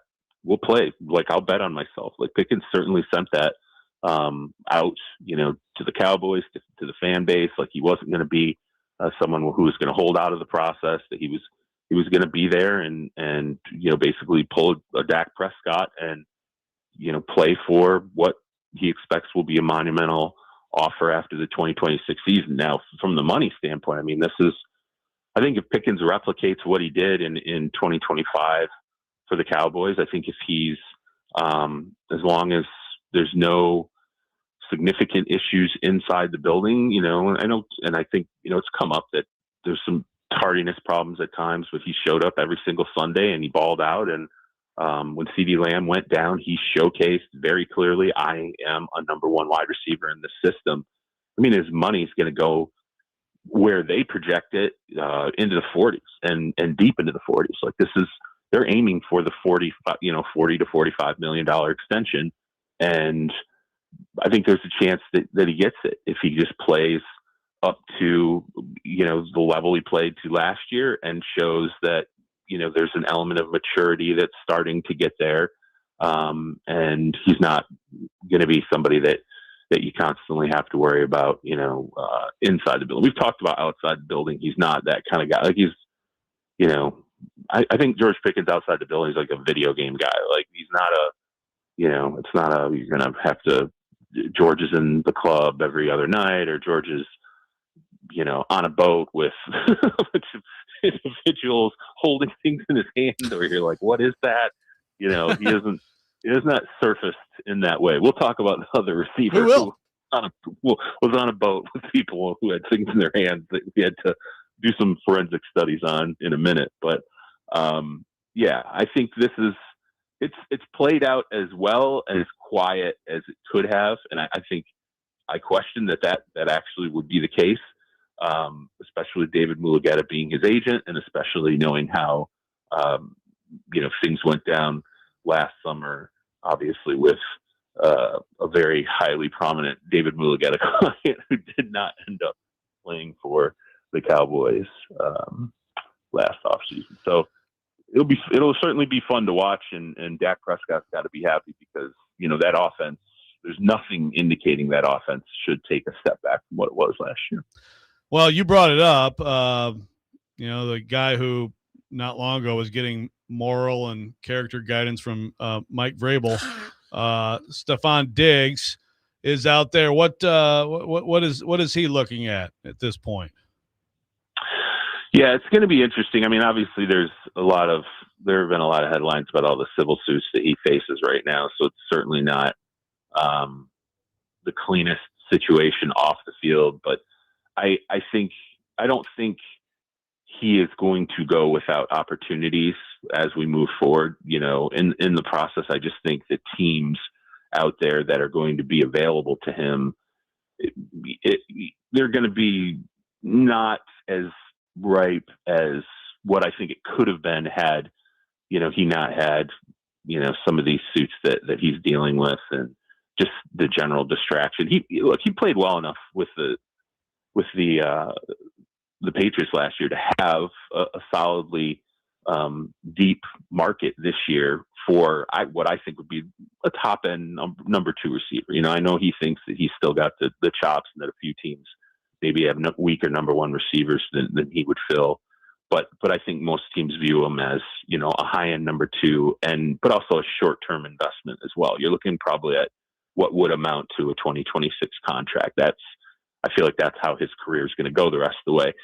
Now where becomes the big question, will he return to the New England Patriots? I don't think so, because I think they've really rebuilt that wide receiver room up until this point. I wouldn't completely take them out of the mix. I mean, if he remains unsigned long enough and you start to get into camp and maybe something isn't breaking the way that, they're comfortable with in New England, I could see Drake May saying, hey, I had a good rapport with that guy. Like maybe Drake May leans on it a little bit and wants Stephon Diggs back in the building. But right now, I think the more likely outcome is, the Washington Commanders are absolutely still looking for a wide receiver addition.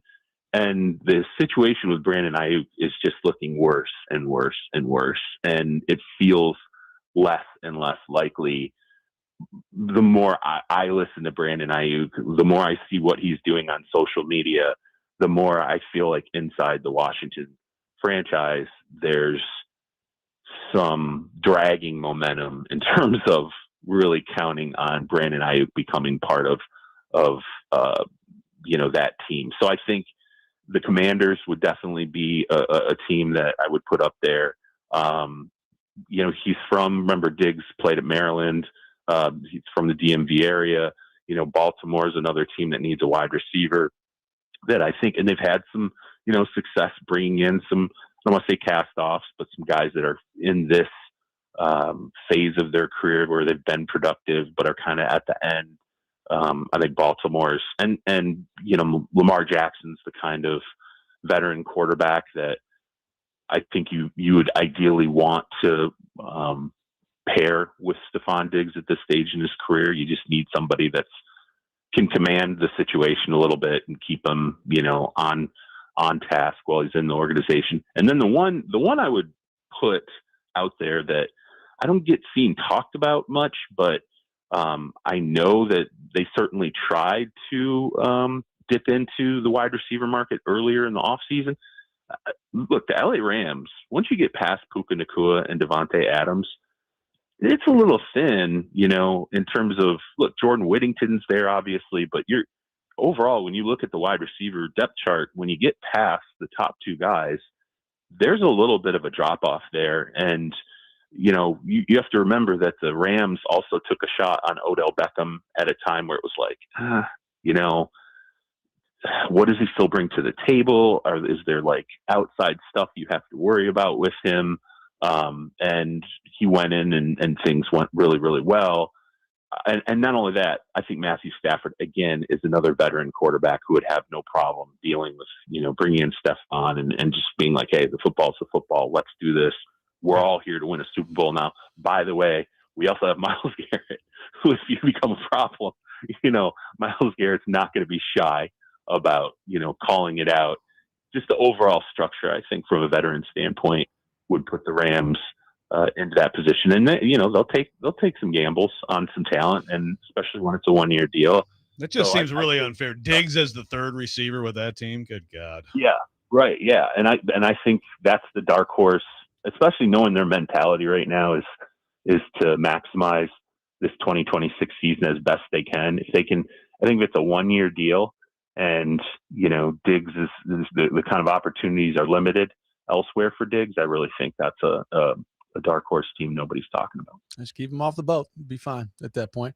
So Charles, we've talked a lot about the Michigan scandal going on this week, Jim Harbaugh, all those things. And I'm looking at the Chargers this year.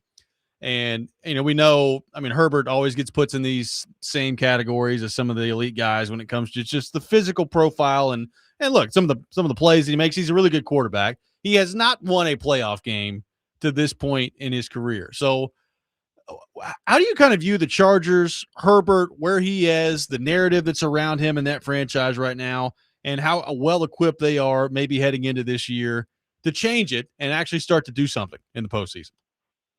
Yeah, I think part of the thing with the Chargers that I want to know when I go in is, can you just get your offensive line back healthy, right? Let's see what this looks like. If you can get Joe Alt, Rashawn Slater there for an entire season, and that's obviously a huge question. It's one of those things with Herbert where we've had moments where we thought, okay, he's ascending. He's going to be one of these next guys. He's going to be someone who challenges to be on that Patrick Mahomes level. But then I feel like surrounding him, there have always been issues, whether he was playing at times hurt, but, the line was banged up. The running back situation wasn't where Jim Harbaugh really wanted it. And now I think on top of not only the offensive line, which will be a huge, question heading into this season, I think when you look at the skill position pieces that Herbert's going to be working with, like Ladd McConkey is clearly, unless you go out and you add, another veteran in the offseason, Ladd McConkey is your number one wide receiver. And, I will just say after last season, after his rookie season where he was force-fed, opportunities were force-fed his way just due to the setup, the situation. And he had an awesome monster season. But the question with him coming into the league is if this is going to be a guy who gets, let's say, 150 targets in a season and it's with regularity, can he hold up, at his size? Because he's just not, you're talking about a 6 foot, 180 pound wide receiver who had some injuries when he played at Georgia.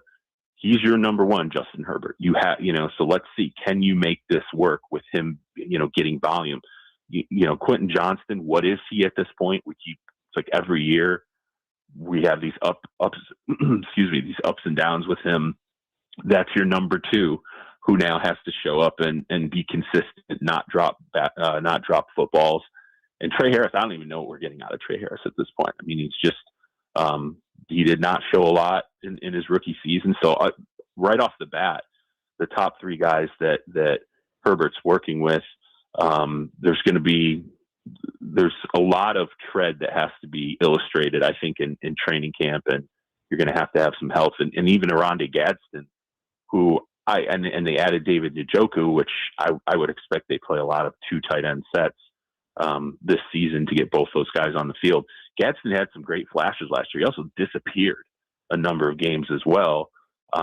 So we'll see how the offense gets structured. I no doubt a lot of 2 tight end sets. They'll run the heck out of the ball to Marion Hampton if he's, healthy.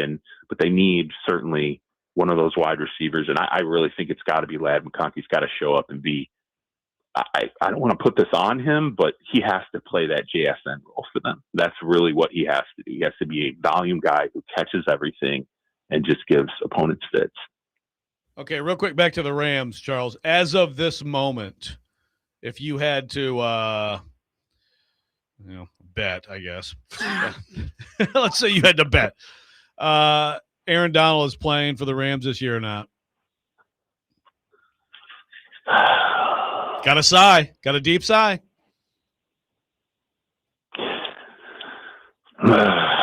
Two sighs. I think he will. Like, okay. I do think there's an element of those. Number one, the Rams want him. Everybody in the organization wants him.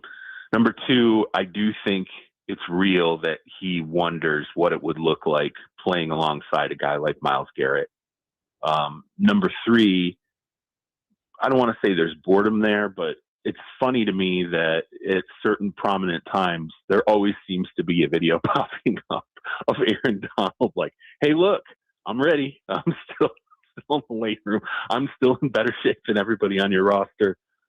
Yeah, I think it'll be interesting to see how it plays out, because I know Sean McVay's thing. I don't know if, how public he would be about it, but I know his thing is that's a guy that could come in late. He's not a guy who's got to be here day one of camp. And,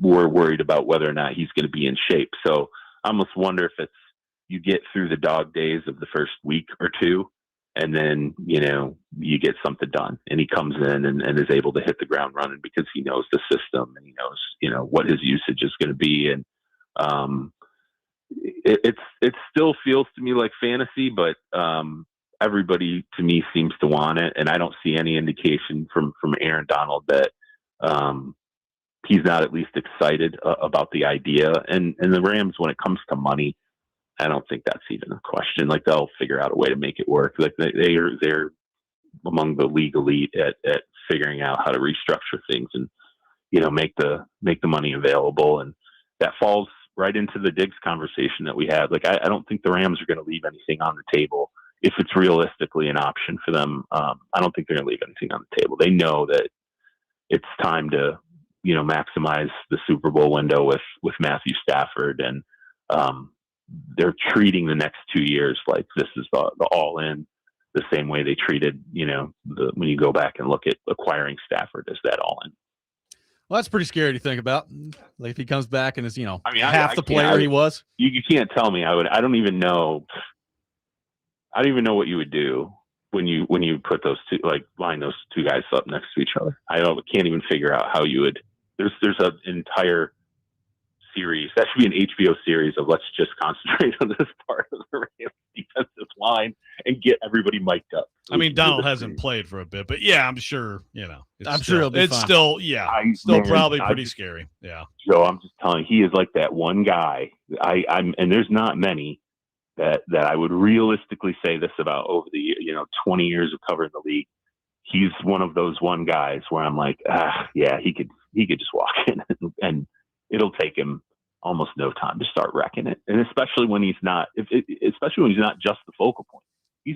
he was getting triples on his way out of the league, and you're not getting triples anymore now. And I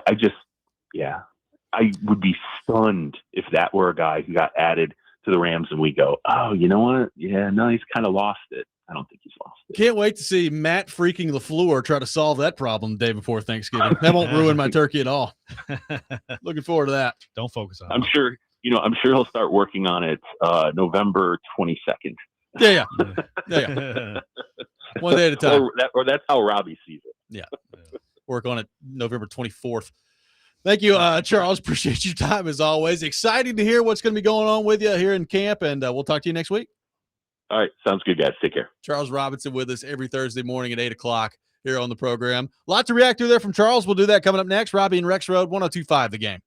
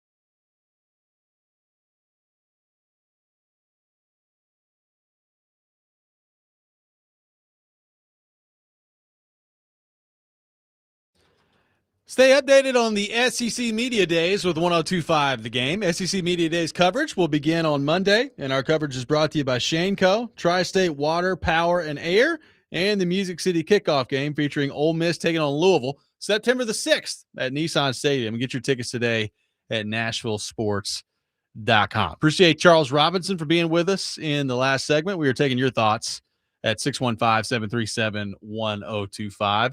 It is kind of terrifying, Joe, to imagine Aaron Donald actually coming out of retirement. But, I mean, it does. If you force me to guess right now, I would say yes, it happens. I just think you look at that roster, the opportunity to win a championship, pretty immense when you look at just what they've got put together on paper.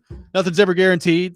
One injury to a quarterback, and that changes pretty quickly. But I think if you're Aaron Donald, I mean, you can't really ask for a better opportunity than this. So, provided that he has any desire to come back in the game, which it appears like he does, at least to a certain degree, I think he'll be back in there at some point for LA this year. I'd probably guess the same, and it'll be cool to see him back. And I would tend to agree with Charles. He'll probably come in and immediately start throwing people around, and it's scary to think of him and Garrett. I will say that if they get him back, and let's say they get Diggs too, and we're talking about, Stephon Diggs, and it's a nice third receiver, and it just looks like the most loaded team.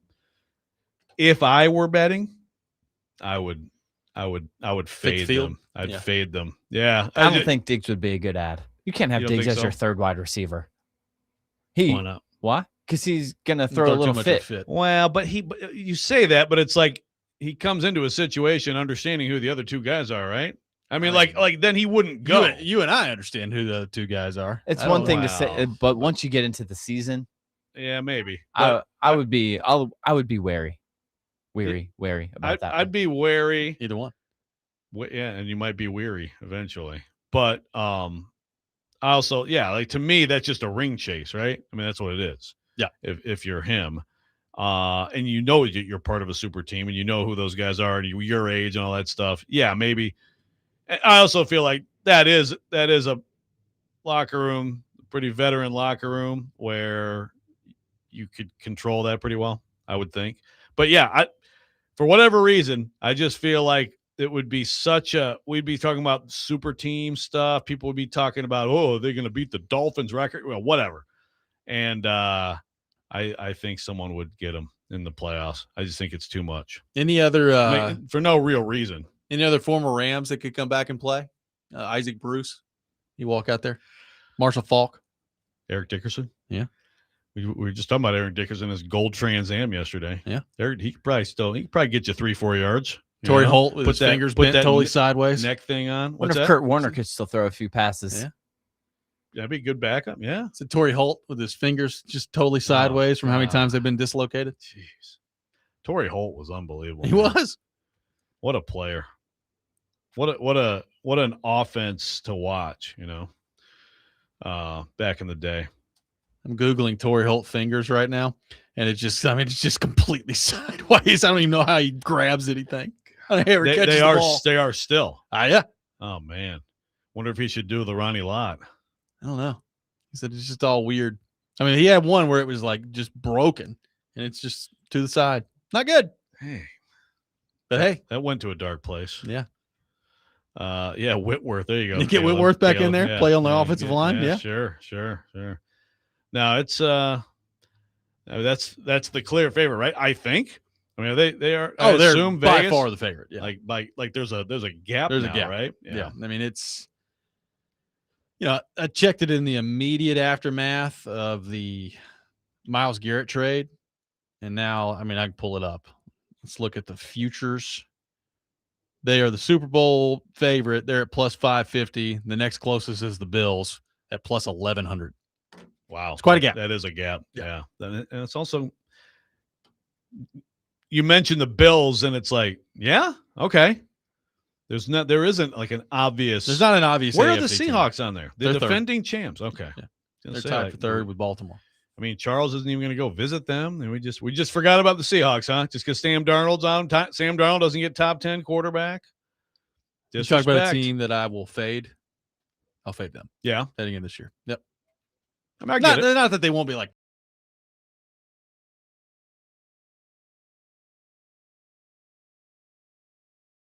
terrible.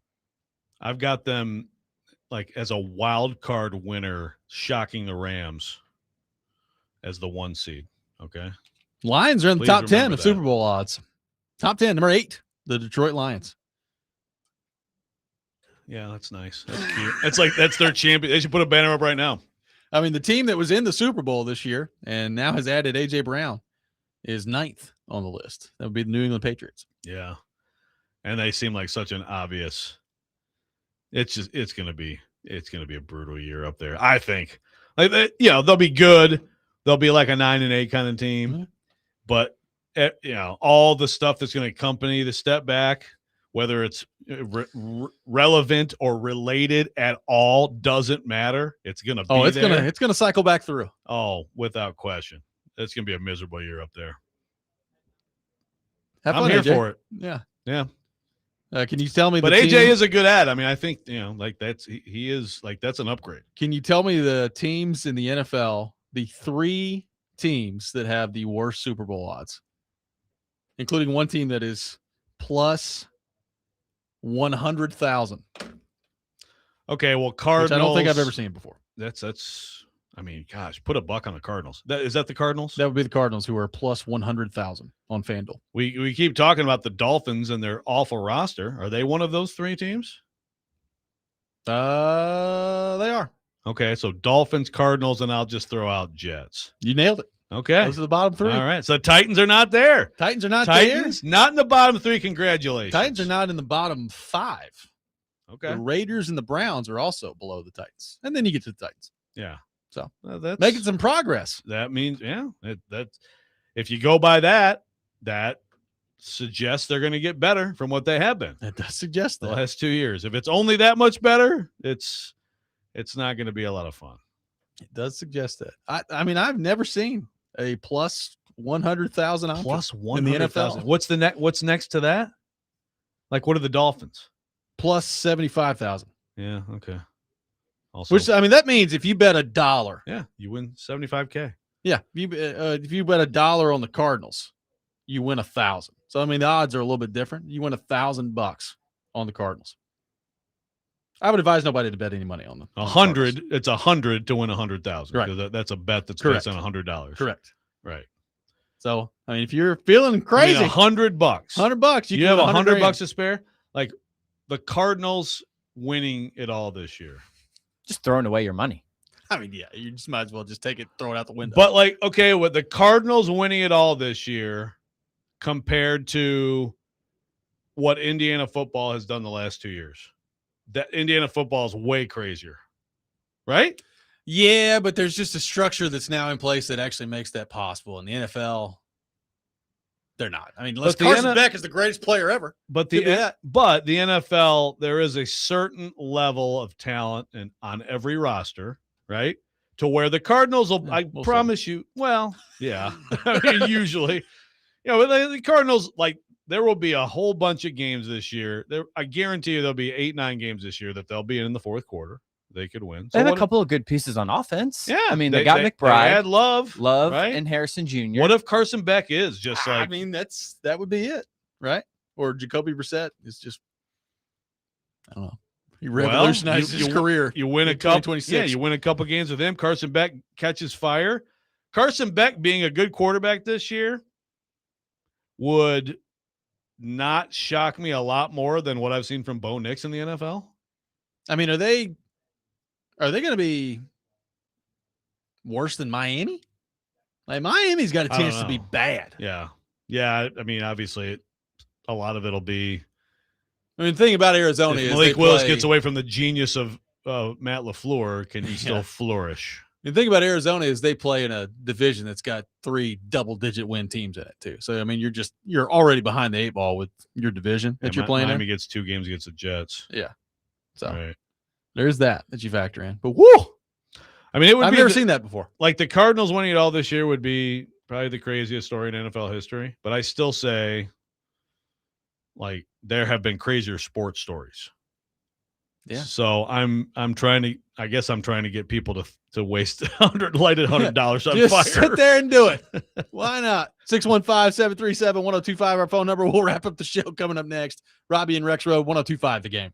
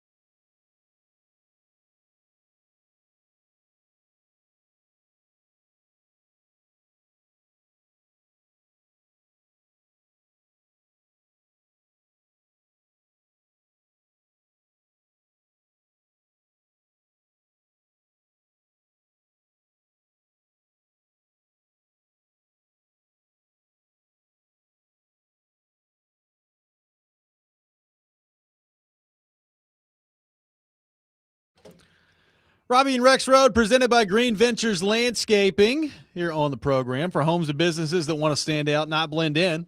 Visit greenventureslandscaping.com, live from our Busy Bee Plumbing, Heating, and Air Conditioning Game Nashville studios. Home with the $99 yearly Beehive membership, where the buzz is always about great service. Jeff from Nebraska says, in honor of yesterday being National Hot Dog Day, can we get an extra rant about how adults should never put ketchup on hot dogs?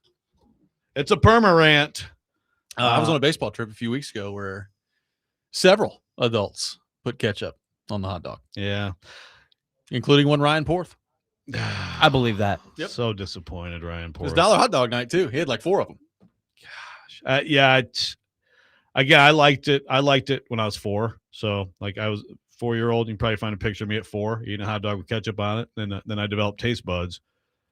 Now, the ketchup on brats is where, like, we actually should be talking about. Saw some of that, too. Legal. That's, like, you should be arrested for that. Like, seriously. I will say, the Cleveland brats, not very good. No? No. But is ketchup making them better? No, but I don't know that anything was making those better. They were not good. That's disappointing. Yeah. Yeah. Good call, though, Jeff. We've had a lot of hot dog talk today. We can talk about that. 76. We've also talked about one of the greatest athletes of all time, Joey Chestnut. Joey Chestnut. Yeah. I think the tacos are more impressive than the hot dog. You know, putting down the 116 tacos or whatever it was. It sounds insane, but like Ian said, I do want to. A taco can be there's a range, right, of what we know what a hot dog is, and we've seen that. That's always on TV. But what do the tacos look like? I mean, either way, how it's much insane. does it matter? It's 126 tacos. Yeah. No, I mean, either way, even if it's like probably a little tiny little tortilla with a little bit of meat in it, it's probably like, how do you do that? Oh, you got video? I found the video. They're regular sized tacos, man. Yeah, those actually look like. Are those?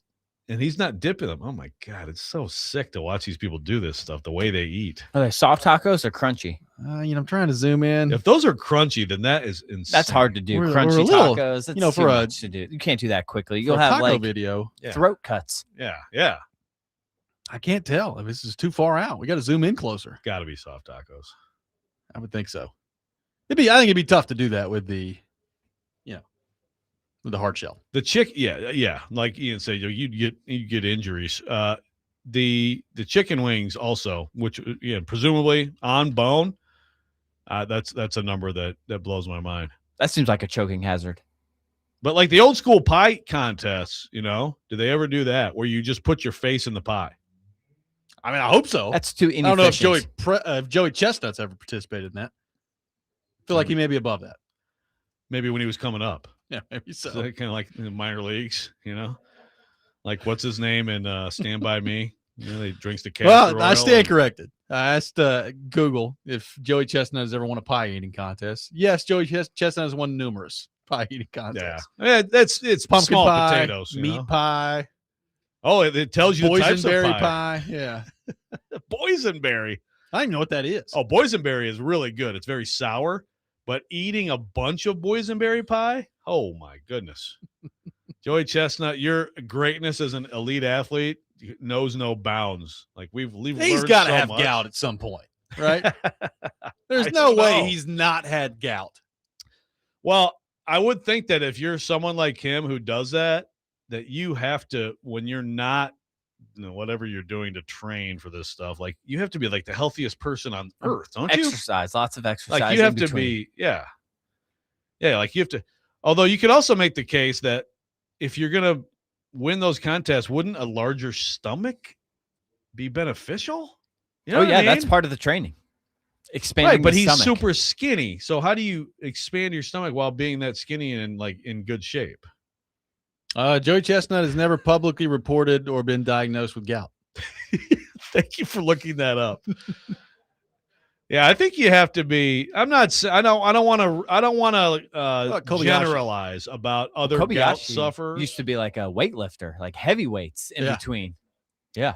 Like I don't want to generalize about other gout sufferers like me, but I would say that my general sloppiness as a human is probably a factor in the gout. No gout for Kobayashi either. So maybe it's not as prevalent as I think it would be in this particular field of choice. Yeah, but I mean, certainly in some of these things, again, chicken wings, fine. But like in the red meat portion of these, Yeah, I wonder what kind of seafood. like there's they just do. so much uric acid that you were just. What if there's an you know. oyster one, or like a shrimp one? Oh yeah, Yeah. By the we way, could be in trouble. I got a buddy of mine that's got like a PR background and is heavily into the city of Cleveland. And, Okay. not very happy. Is with he me mad today. at you? Not very happy He with mad me at you today now? on the program. It's like, oh, okay, so you're ripping PR people, and now Cleveland's brats suck. Awesome, great stuff out there. I'm disappointed to hear My that apologies. Cleveland. I would expect. I'm Cleveland, just saying whoever was making them at the Guardian Stadium sucked. Wasn't good. I mean, if you come to Comerica Park, it's not like Tiger Stadium. Their hot dogs were like heavenly. Everything about Tiger Stadium was the greatest thing ever. But Comerica Park, I mean, you're not going to be unhappy with the hot dogs or brats there. Okay. I can tell you that right now. Like it's very good. I'm very disappointed in Cleveland. Matt says, yeah, hot dogs are better served other ways, but don't be a hot dog snob. Ketchup is great on hot dogs. No, it's not, Matt. No, you're wrong. You lose, and it should be outlawed. Again, certain age. It's like one of those things like, oh, no, you wouldn't as an adult go in the little kiddie pool that has like green water, right? No, little kiddies can go in the kiddie pool. And little kiddies can have ketchup on their hot dogs. Same thing. Kobayashi did not have gout, but he does. He developed TMJ and arthritis in his jaw, so he does have that you're dealing with. Wow. And retired because overeating damaged his gut. So there you go. Well, yeah, maybe worse than gout. Yeah, no. I mean, seriously, like what are the long-term effects of being a competitive eater, like in your old age?